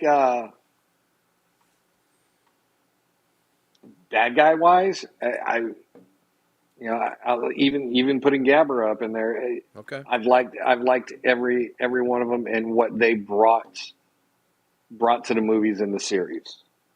Mm-hmm. I wish they would have brought back another Titanosaurus. I know he was a big, goofy dinosaur, but I liked He the would look cool. aspect of Yeah, how he was yeah, controlled. yeah, How yeah, he yeah. was like a symbiotic Mm-hmm. relationship with that dude's daughter. Yeah, that was pretty cool. That was interesting. Yeah, Then of course Mothra is always up yeah. there because hell, she's had her own movie series as I well. was gonna say I love her own movie series personally. I'm a big fan. Yeah. I love them. What the hell was he? The Death Ghidorah, the four-legged Hydra in that was supposed to be Ghidorah, Yep, but yep. not Ghidorah. But That was not a cool Ghidorah. beastie. That was very Yeah. cool. That was very cool. And then Awesome. Gamera. Yeah, I don't think Gamera has enough respect put on his name. No, we need You know, somebody to give him some love too badly, yeah, like modernly.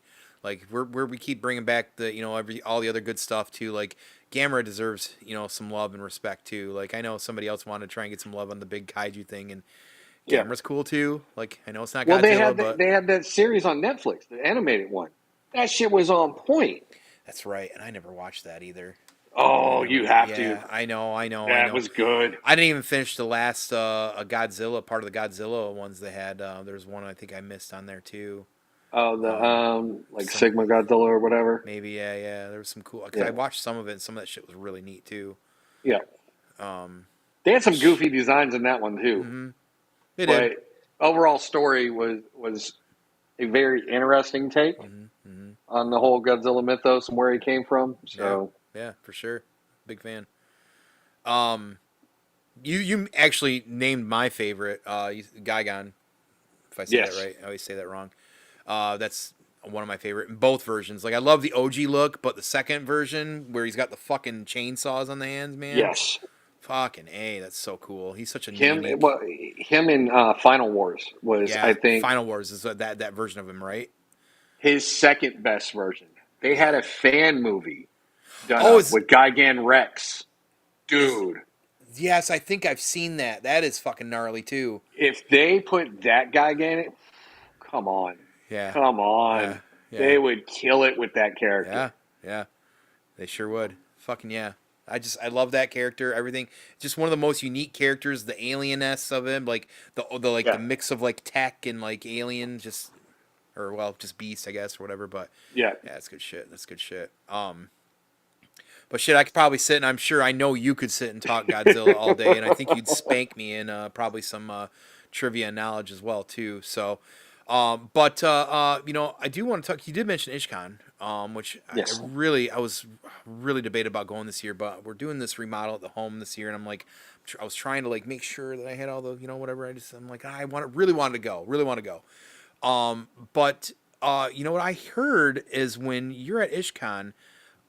And something you said to me kind of clued into that there might be some reality behind this, and I think there is.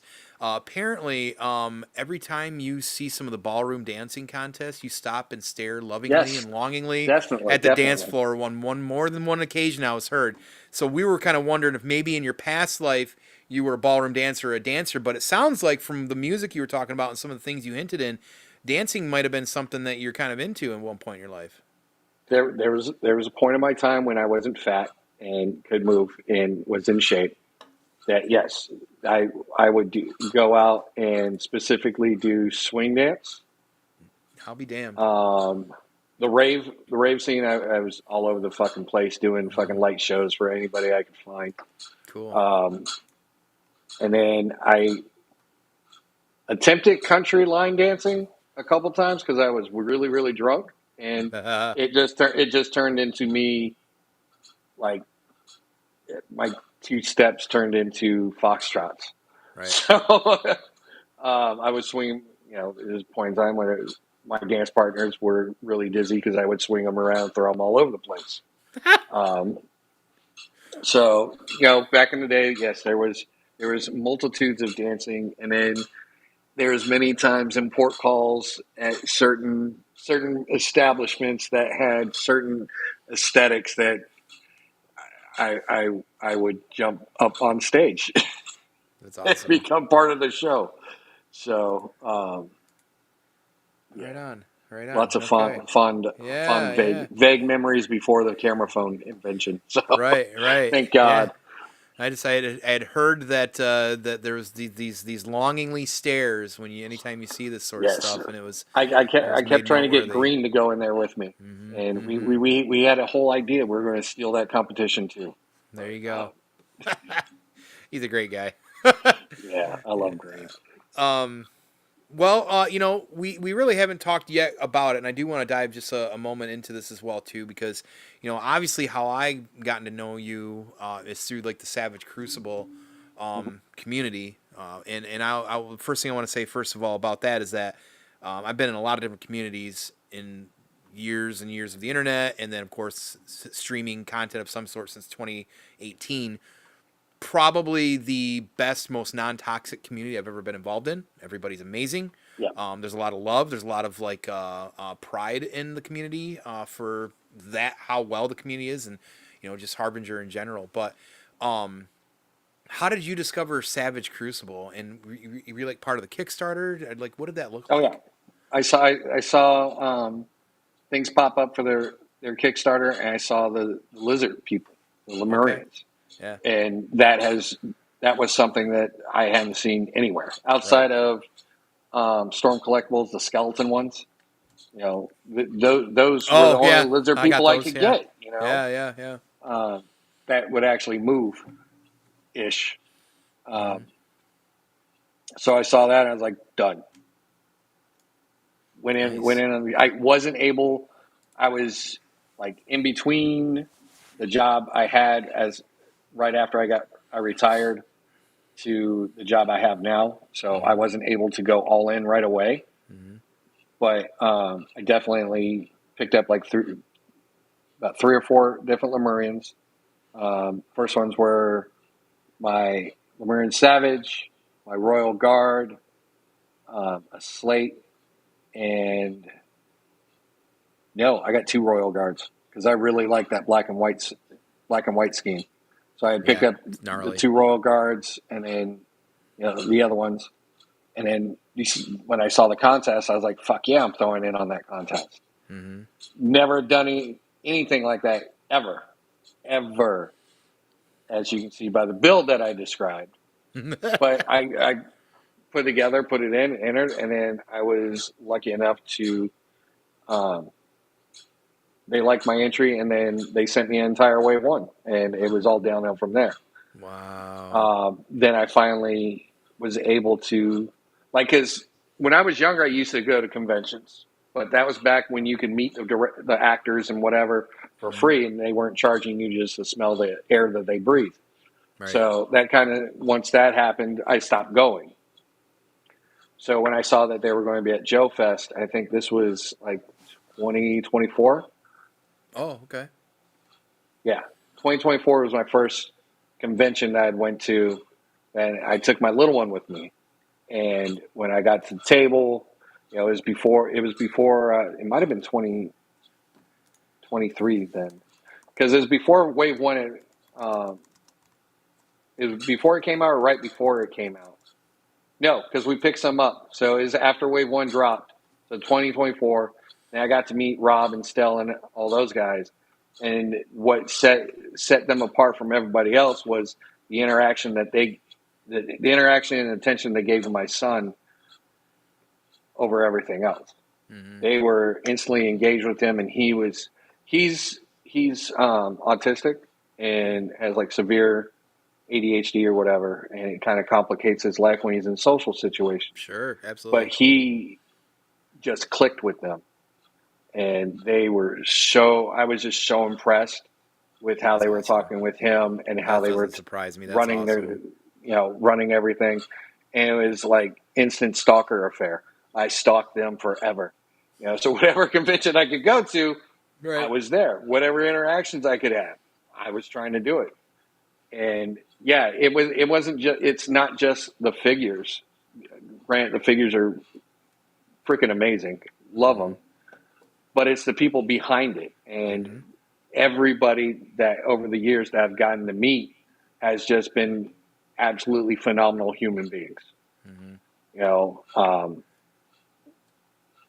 and so yeah, every chance I get, some people, I've heard the word shill thrown around. I'll wear that with pride Same, brother. Same. every day. I don't Lou care. Lou was talking about it last night in a Figure Fight Club, or Yeah. maybe no, it was a Thursday night. Yeah, excuse me, on taking the shot. Like, yeah, man. Like, I'm a shill too. I know it. Yep. You know, I'm I'm okay with fine with that it. because Yeah. I will enable and promote this brand Yep. until I can't anymore. Right. And it goes along with not just the Savage Crucible, but the Collegiate Legends, the people behind Collegiate Legends, Holly and them, Chris, freaking Yeah. amazing And people. shit, you're doing photos for those now too, and those look awesome. Yes, yes. Speaking of which, I gotta get some done. But Always got to do something. yeah, just they impress me so much as normal people and Yes. people that you could talk to, interact, and have a conversation with. That a lot of them, Stell's one of them. Stell and Matt, Chris, Ren, love those guys. Yeah. Shirt off my back for those guys. Right.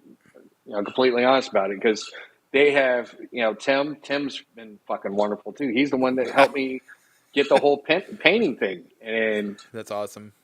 I love yeah. that. So Tim's the man. I talked to him. yeah. He's so funny. He's so Um, great.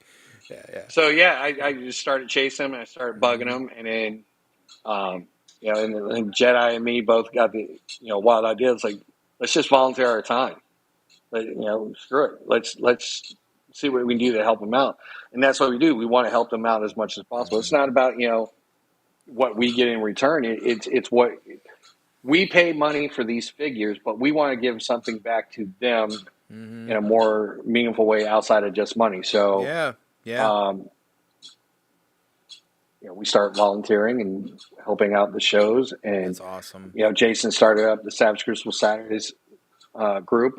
I've got the chat group going, and Yeah. it's just been a wild ride because that later led to us being able to do product shots for the Shield and getting me being able to get a team together to do these shots that they were using for.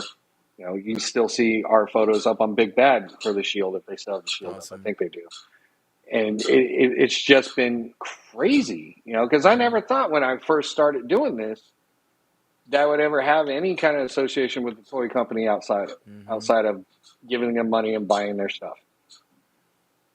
And it's progressed, and the more that relationship has progressed has pushed me to want to be better at my craft. Right. And push me to do the dials and be better at the dials and build. And then again, working with other people in the community and, giving them the opportunities that kind of, fell into my lap. Right. Right. Providing that for everybody else too, and pushing them and saying, hey, it'll take a while, whatever, you'll get there someday. And just promoting that positive attitude as opposed to, oh, look at my shit. I'm special. I'm not special. I'm a dad that takes pictures of toys and collects more than his kids and make them jealous. Right. Except when they steal my shit and I start buying them their stuff because my little ones now fell into the Warhammer as well. Fuck. Oh, My fault. Yep. You're in trouble there. Yeah. But it's one of the main principles that we have on our show is we want to promote everybody. We want to keep that, no matter what your skill level is, if you want to get somewhere, just keep doing it. If you want to stay where you're at, keep doing what you're doing. Yeah. There's always going to be some opportunity or some kind of inspiration. And I can kind of count the Savage Crucible thing and the people at Savage Crucible as my inspiration to move forward and get better. So I blame them for all the money I spend. I know. It's like every time I talk to anybody from the team or Stell or, Rob here or there, it's like I'll throw my wallet at you. Like I'm not worried about it. Like that. This is my main line. This is why I chose it. It's because this is a crew of people who you can tell are nerds as well. They're collectors. They understand. They listen. They're very transparent. They're very honest as much as they can be. Right. I mean, it is still a business. They still got things they got to do. Yeah. The whole Elric situation that came up was, it's what do you expect? The pre-orders were up There for a was long time. plenty There was of plenty of time, time. and if people didn't know or understand that, sorry, like I don't, who knows? Like, be there for the next one, right? So come aboard. We want more people involved too, but like I think that was also a testament of being able to say, like it was shocking to me because after being in the community for this amount of time now, which is not a huge amount of time, not much more than yours, I guess. And to be like, this is the first time I've seen a lot of toxic feedback and the behavior Yeah. out of people, and these were people that are new to the line and that maybe just wanted the LRIC, and they might have been one and done anyways, and that's fine too. Don't get me wrong, but like, there was a lot of like people in the Savage community that all of us kind of came to their defense as, well, we don't need that toxicity in here. Like, these guys are doing what they can. Like, that's not what this is about. And you talk about these things about the community too. Like I, even said like,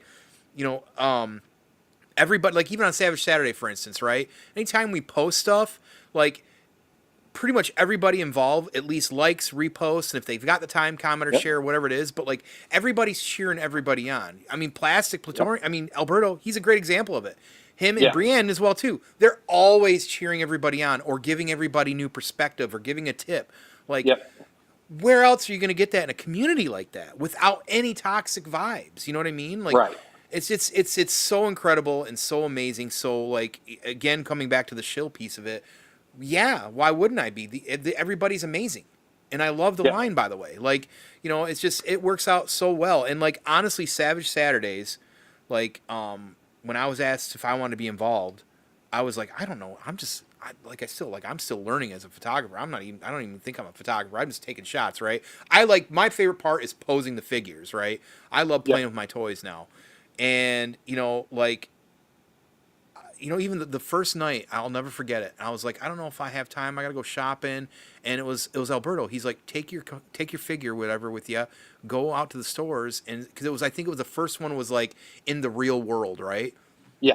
And I took my Como out and took a picture of like Hannibal Lecter and the Wolfman from The Howling or whatever it was, and like even got tips on like which one was better and all this stuff.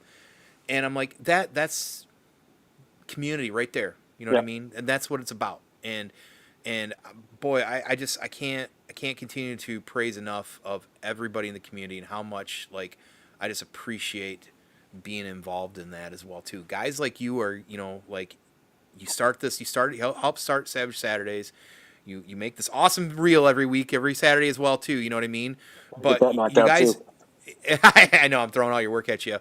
But you know what I mean? Like you guys, you took like what you're saying, and that's the big piece of it is that you were given like some love and opportunity, and you're trying to do that for everybody else and Yeah. enable everybody else, and that's what it should be.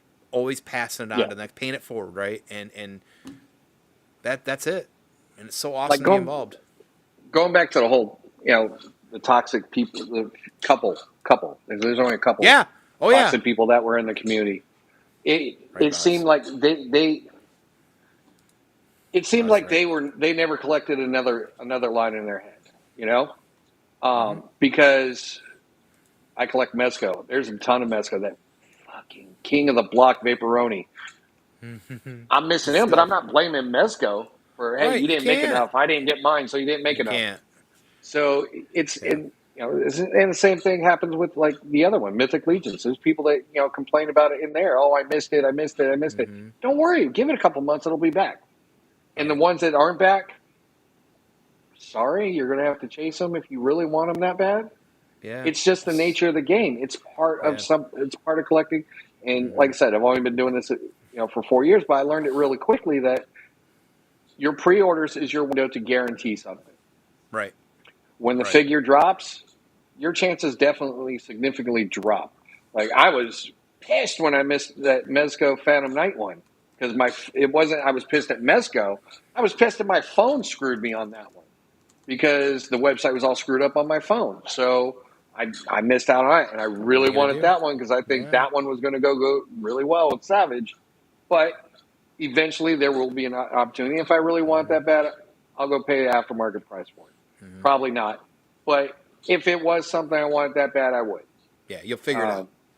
Yeah. You'll figure it out. So it's part of the game, and complaining and throwing shade at a company because they didn't get what they want because they didn't prep. That's not on the company. That's on you. Mm-hmm. Life's full of disappointments. I mean, Yeah, right. How are I they should I supposed to should have know? I should have been a billionaire owning my own island right now and fucking sipping Mai Tais at my beach. I Right, mean, but it didn't right, happen. So I'm happy with what I have right now. right, And where I'm at right now, I'm extremely happy with. I've got, right. healthy kids. I've got a great collection. I've got, nothing but the future in front of me and a hobby that keeps my mind from dwelling on the dark things. Yeah, And I've met so many positive people such as yourself, the Lazy Boys, Toy Addict, Unworthy Collector, Dead Man, Lights, yeah. Gold. I've met so many people. Mm-hmm. I've met so many awesome people through this community that you've got to dwell on the positive and not the negative side, you Mm-hmm. know? Mm-hmm. And I think that's where a lot of people go wrong when they get into this. They think, I'm going to start shooting pictures, and then immediately, people are going to see how great my work is, and I'm going to get a lucrative money deal. There's no money to be made in this outside of the Mm-hmm. money that you make from reselling your shit. That, Mm-hmm. let's be honest, it's not money you're making because you're going to turn around and buy something else with it anyway. Correct. It's just a fun So hobby, and it, like you said, yeah, like it for me, it keeps my, it just it keeps my brain focused on something, and yep, it's an outlet to, like you said, keep demons at bay.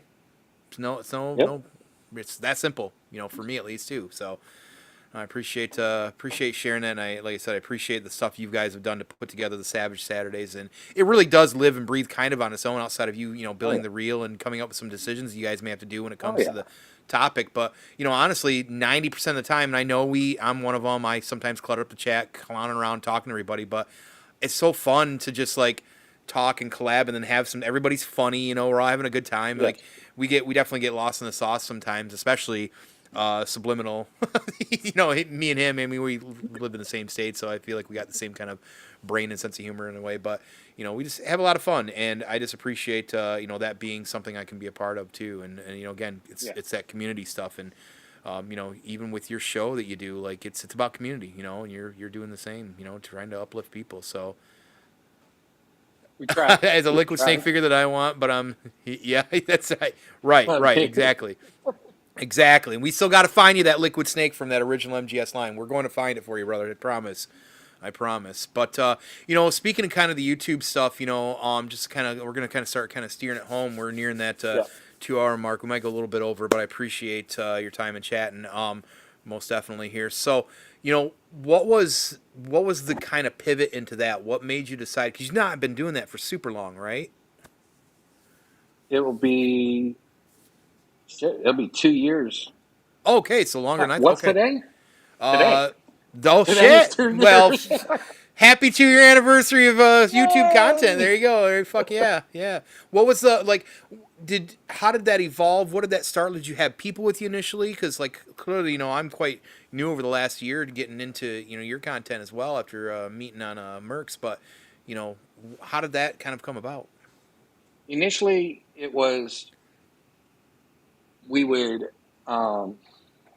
watch um, Toyworks, and Dead Man would go live, and then people would, different people would go live, and then we'd start. Then I started watching like the Lazy Boys, Okay. Blitz, Thor, AB, and Green, and it kind of evolved from there. That I got to be a guest on their show, Nice. and and then I was a guest on a couple other shows after that, and finally I was like, shit, I want to do this too. So it was initially me. Um,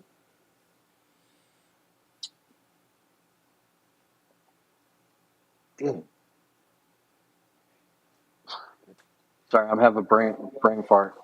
Um, oh shit, can't remember his name, but uh, he runs Global Plastic. Oh, one of the fellas in there. Yeah, yeah, yeah. and we were Did we you? were supposed to start a show. We did. I think we did one or two shows, and then that just kind of fell through. And then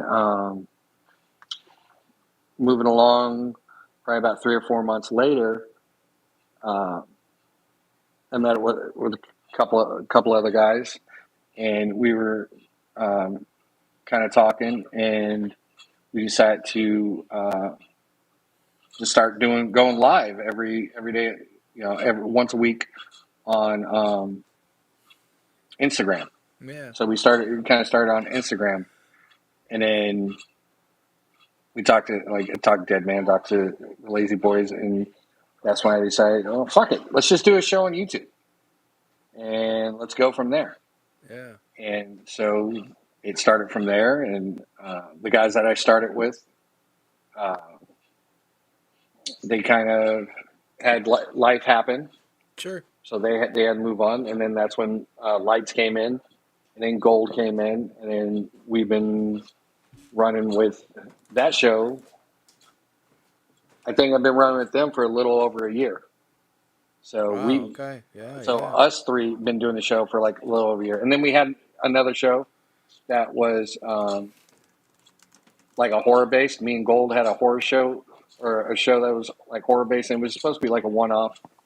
I mean, through the past couple of years, I've tried to do like 3 or 4 different shows, and Yeah. I was getting to the point where I was doing like 3 or 4 shows a week, and It's that was tough. way too much. I was like, It's nope, tough. I nope. know. I'm taking time away from the kids, Yep. work, shooting, Yep. It's everything tough, I man. wanted to do was getting like thrown off to the side.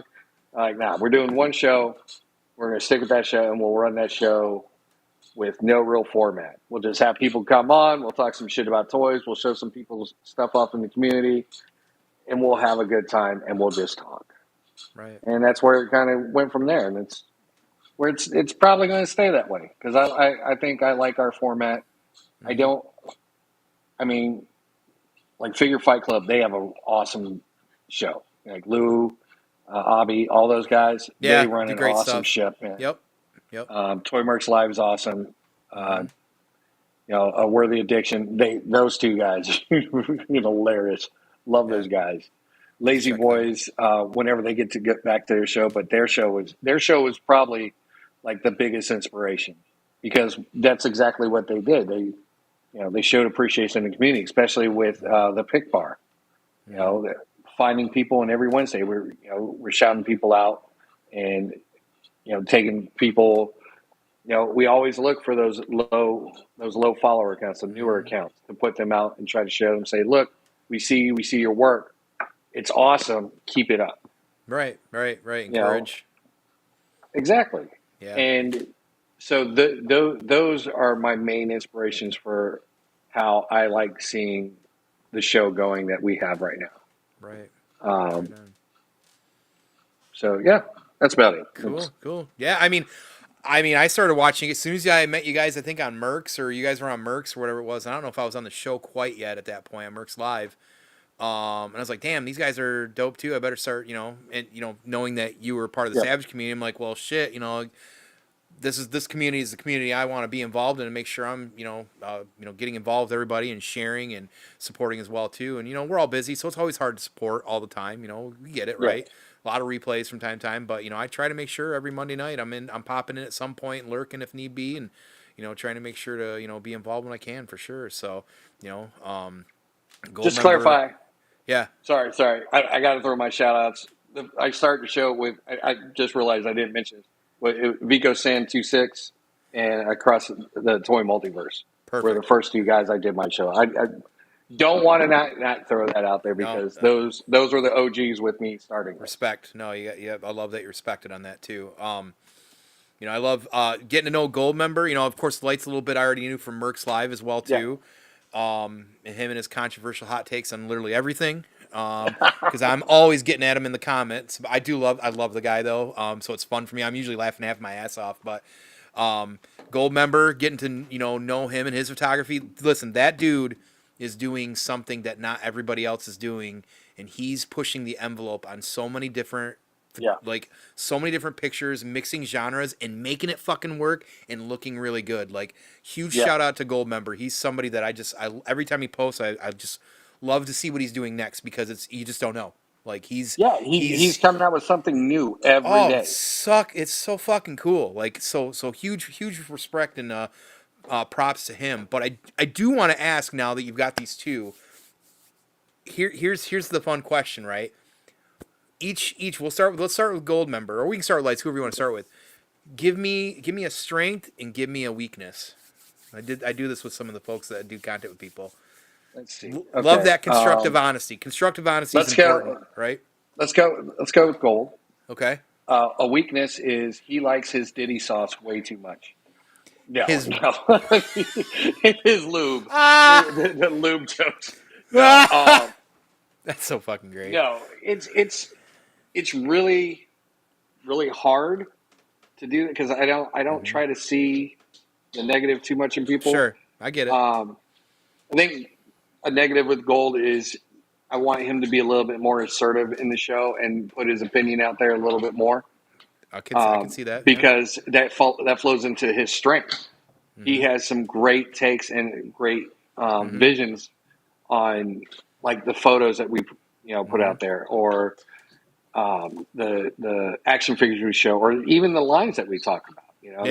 Yeah. His perspective on that stuff is amazing. It's like you said, it's a whole new take on how to look at things. Yeah, it almost like you kind of hit it right there. He's kind of a visionary in that sense. Yeah, I mean he put me onto the whole snail shell girl thing, which everybody says, "Oh, a snail shell. I know why you like those." Well, yeah, My snail shells, yeah. okay. My snail shells, yes, that is part of it. But all my snail shells are fully dressed. Right. But he got me into that toy line, and I was not like I was against it. It was just like, that's something I would collect. I got one. Well, now I've got like 5 or 6, and like 3 more. You're doing coming. photos. I see them. Yeah, absolutely. And it's just because the eye articulation. I will go over this. I will die on this hill. Eye articulation is a fucking dream when it comes with figures that do not have facial expressions outside. Yep. So, love that. For sure. But yeah, I look at stuff through his eyes, and I'm like, shit. Okay, that's not a way I would have looked at it before, and then it just drives my brain to start working. Sure. Yeah. Lights. A negative for Lights. Sometimes he goes off brand, kind of like with Shin Godzilla, and fuck his take on that. No, I'm just kidding. No, Lights. I think Lights gets tied up in his head too much, and he beats himself up too much. Gotcha. About things. Yeah, I know what that's like. Yeah. I think he that's his big negative is he dwells on something, or he puts too much pressure on himself. Sure. For a thing. But a huge positive about Lights is he is a very positive guy. And again, like Gold, he has a very wide open mind when it comes to how shots are done, and he has a lot of knowledge. Yeah. Because he did it for school and college and things like that. He has a background in it. So when it comes to how I want to light stuff or how I want to put effects into it, I will definitely go look at his photos, or I will ask him. There you go. And say, hey, man, how'd you do that? And he'll walk me through it. Yeah. Going to a guy named Lights for some pointers on lighting. I mean, it makes sense, right? It makes sense. Yeah. But no, both those guys, they're brothers.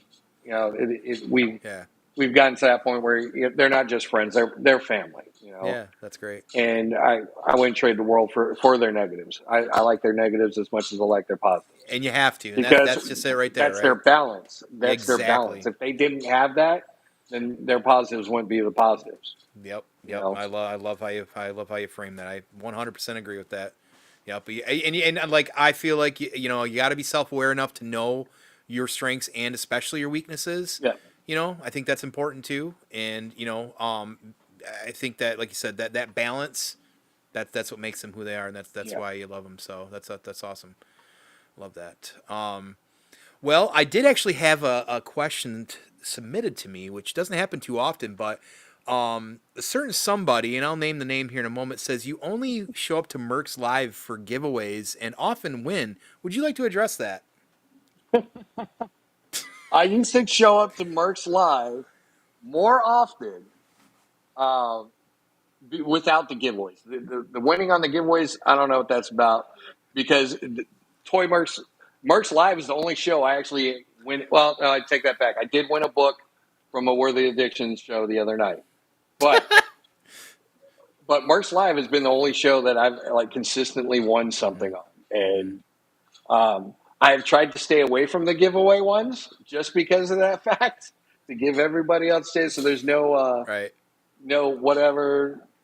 Oh, our favoritism. No, but life has kind of gotten in the way, especially with my son going to college and getting everything ready for him. It's busy, And then man. It's hard. the little one,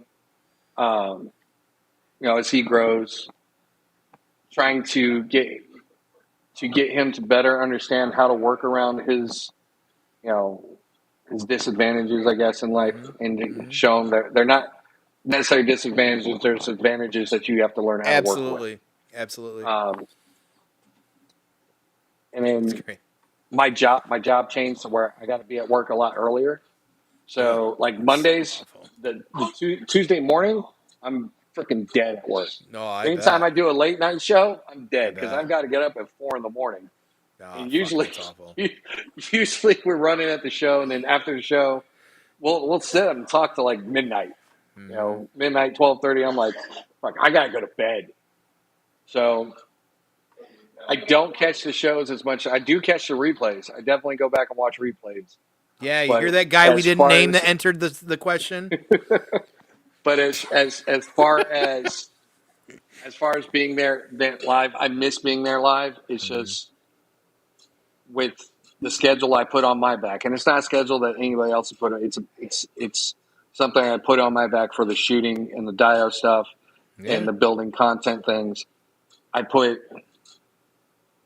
such a high level on that as opposed to like trying to do the live interaction. And sometimes I'll watch I'll watch the show, but I won't be able to interact because I am shooting pictures while I'm watching the show. Yeah, I'm a lurker a lot of times too. Yep, I get it.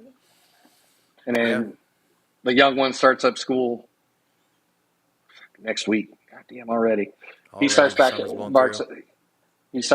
school, and usually after school, I'm the one doing homework with him.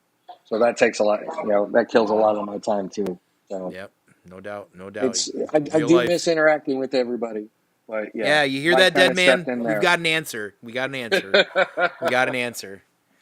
But awesome. Well, no, I get it, man. It's like it comes back to that balance, like you said. There's a lot of things. Like I'm not watching the TV content or the movie content. I don't video game hardly these days because it's always either do I need to paint, do I need to take some shots, or do I need yard work to do?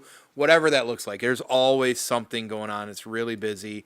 Totally get it, Vaz. I know for sure. Yep, and a lot of times these days I have to be as well. For sure. Everybody's putting out content. Everybody wants to support everybody, so you do the best you can, right? And but I appreciate that. That's the big bulk here. We're gonna tune in. We're gonna go through the Let's Set the Tone gauntlet of questions, kind of bring it home here, and really kind of land in port. But so far, obviously, I appreciate all the fun here. This has been a lot of good getting to learn and know about you. Like, I know a lot of people in these situations, they want to talk mostly about the toy photography, the toys. I like to talk about the journey. I want to hear where you came from to where you are. That stuff's really fun for me. I love getting to know people. So, and since I'm a conversationalist and never shut up, this stuff's just it really feeds my brain. So, first one here. So you talked about reading a lot, which is great. Yep. What's your favorite book you ever read? Is there one you can like pin down? Nightbreed. Okay. Clive Barker's Nightbreed. Clive Barker. Yeah, I think I got it back here actually. Yeah, right on. Okay. How about a band that defines you? Godsmack. Okay. Right on. Yep, I feel you, Webby. Yep, putting on. Well, we're wishing her well too, for sure. Do you or ever in your life? Maybe now I'm one of these guys that still likes cereal for a late night snack. I don't usually use it for breakfast.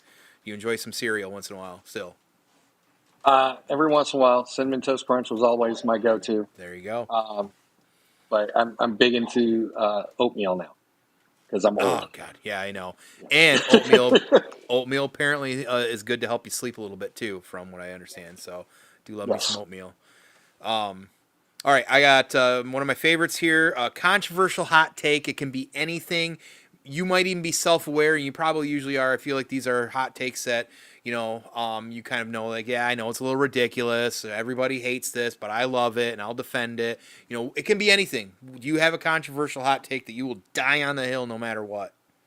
Funko will never die. Bunko will never die, even though every other year it's they're gonna die. Yep. Yep. Every other year they're going to die. I don't think they will. No. That's not really a hot take. I just like Funkos, but hot takes. No, I really don't have too many Don't hot have any takes hot takes. outside of mainstream companies. And this is everybody knows this in the collecting world. Mainstream companies, you watch their ass because these independent companies are coming for them, and they are going to knock them off their pedestal one day. Mm-hmm. And soon Hasbro and all these other ones, they're not going to have a customer base because these independent companies are definitely taking charge Mm-hmm. and taking their products to the people at a price that may seem ridiculous for a plastic toy, but well worth it, Mm-hmm. especially with what you get with the figure. The value that you're Yeah, getting. Yep. I that's maybe not a hot take, but it's a damn good point to make, right? So yeah. I agree. All right, last of the questions of the gauntlet here. So I ask everybody this one for sure. Last day on Earth tomorrow. Asteroid's going to hit and impact Earth. Armageddon's happening because Yep. Bruce Willis and Affleck did not do their job. So we're gonna die. So you Failures. get right, exactly. So you get 5 meal items, can be sides, however you want to do it. 5 meal items and 2 drinks to choose from. 5 meal This items and two yeah drinks. Okay. says a lot about a person, Uh, just like music.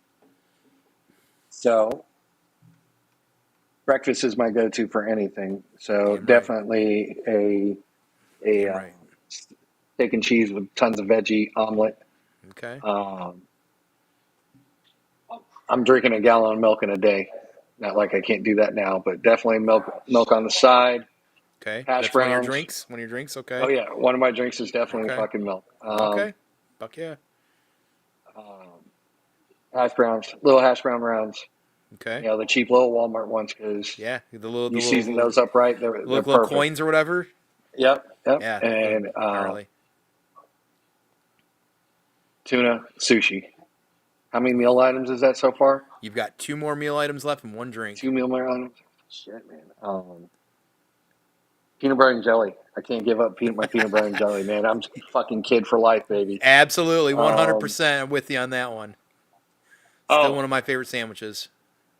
uh, this quesadilla that me and my oldest one developed that had jalapeno steak, 4 different types of cheeses, and a garlic crust.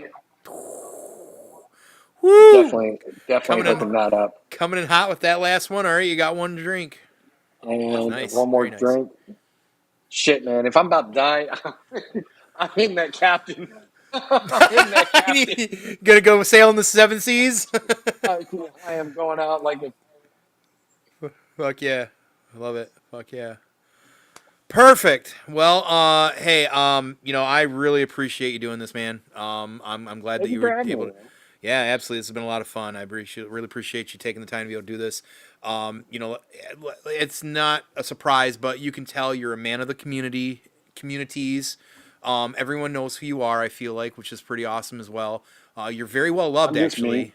Yeah, I I'm know. just me, But hey, man. that's all people need from you apparently, because you being you is more than I think than a lot of people, and that's big shit. And Thank you. I think we need people like that in the communities for sure. Yeah, You're fun, you're talented. We have a lot of good times. I'm From okay. one savage to another, I super appreciate you, and I want to share this because I had something else that was brought to me that wasn't a question, but was said about you. And you actually kind of said this earlier, which I thought was very, very fitting.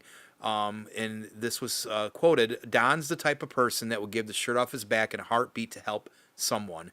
I've seen it from time to time again. Dude is one of the biggest hearts I know. There's no better or bigger compliment that anybody can say about anybody, bro. That's you, and I can see that. I think everybody sees that, and that's what makes you so, amazing and good to be a part of these communities. But also, honestly, it also shows you're just an amazing human as well. So, in a world sometimes where it's tough to find people like that, really important to have people Just like me, you, brother. man. So, appreciate that. Well, Oh, just you is awesome. So we appreciate that, my friend. But thank you. Plastic said, great show. Appreciate that too, buddy. I'm getting you on here someday too. Trust me. So Oh, hell yeah. I got a list, and Savages are always near the top of that list too. So, but I can't wait for Titans. We'll be able to get to meet. I can't wait to meet a lot of the Hell people yeah. at Titans. I've got my hotel booked. I've got my VIP. I'm set and ready to go. I can't wait. But I want to pause here to make sure you get time to promote and share your content with everybody right here. And all these links will already be in the description as well. But promo yourself. Hi, I'm me. You can find me on Instagram, RavensEyesStudio21. Every Monday, 9 p.m. Taps, RDLZ Taps.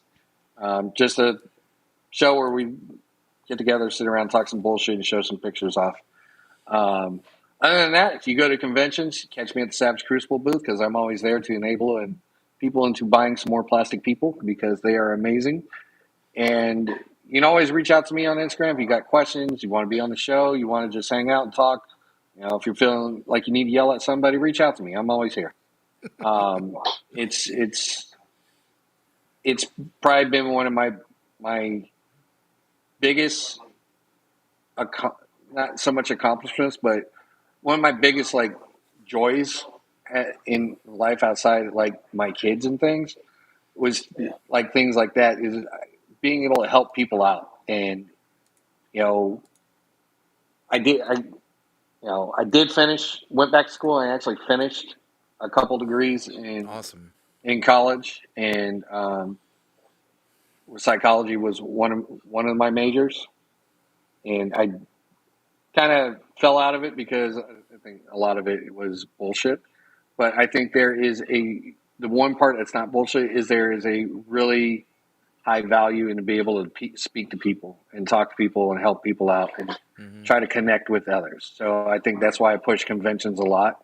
Is you can do this electronic stuff all day long, but until you actually get in front of somebody and meet them and be able to interact on a more personal basis, I think that's where the real value in life is. I don't think there's enough of that in this world. Everybody is stuck on their phones or stuck on their iPads. I mean, nothing against it because that's the way the world is nowadays, and driving is expensive.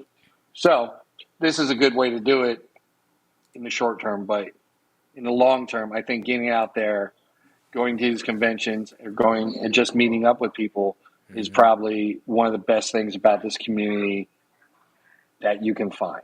Yeah, having those and making those real connections. Yeah, man. Yeah, love that. Love that. And it's ironic too, because like when I first started doing this conversational piece here, I was able to bring people down here.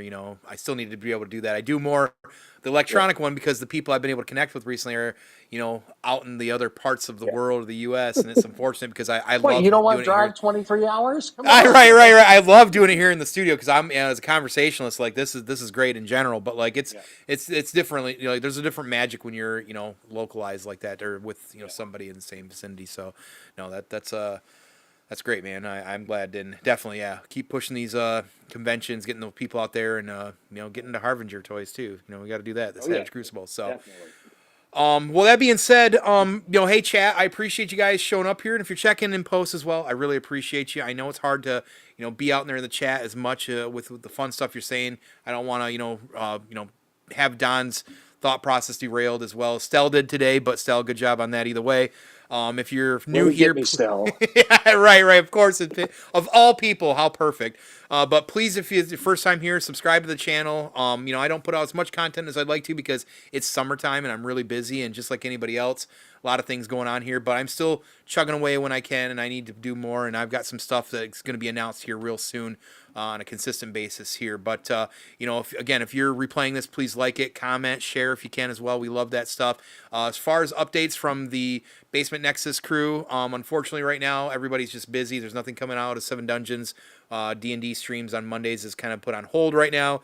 And of course, Half-Ass Beer Review is not right now able to get out content. But next Saturday, you can catch me and him at the Great Lakes Beer Festival. We're going to be recording content for the Beer Fest, and then that'll be on his channel probably in a week or so after that. So be on the lookout for that. I'll be promoting and talking about that. You can already see some of that going on right now. Looking forward to being able to be there and hanging out with those folks. And of course, every Friday night you can catch me live 8 p.m. Eastern Time over on the Rats Pack on Rad Toys Galaxy's channel. Make sure to check out that. We had a lot of fun with that. We had a great show last night.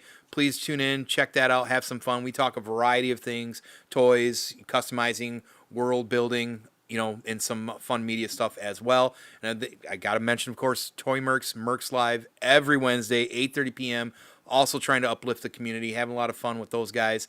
A lot of laughs and some fun clips, and some probably deviant things are said then as well because I say a lot of shitty shit. That's just who I am, right? But and then, hey, next Thursday, I'm going to be on Taking the Shot over on Figure Fight Club with Lou. He's invited me on to chat, and I'm looking forward to doing that. So that'll be a fun time, too. So if you're free 9 p.m. next Thursday, please tune in for that. And, hey, who knows what I'll say then either. But, Lou's been another big person in the Savage community who's also, as we know, loves shit. Yeah, I love the dude. Another awesome shill that I love to, hang out with and appreciate his work that he's doing. And lastly, of course, Monday nights, you can check me. Usually there's some sort of short or video, reel, Instagram, YouTube. I appreciate everybody that takes the time to listen to me babble about what I'm doing, content, what's going on, this, that, and the other. I get a lot of great feedback on that. Thank you for that feedback. They're a lot of fun to do. I just need to try and do something to kind of like spice it up because YouTube doesn't like my shorts anymore. But what are you going to do about it? Bullshit. It's stupid. It's stupid. But anyways, hey, thank you again, Don, for being on here. Raven, we love you. Everybody loves you. This has been a lot of fun to do. I really appreciate everybody who's able to check this out one way or the other. So to that, as always, I hope you're all well. You all take care, and we will definitely see you hopefully very soon on the next one. Bye now. Good night, everybody.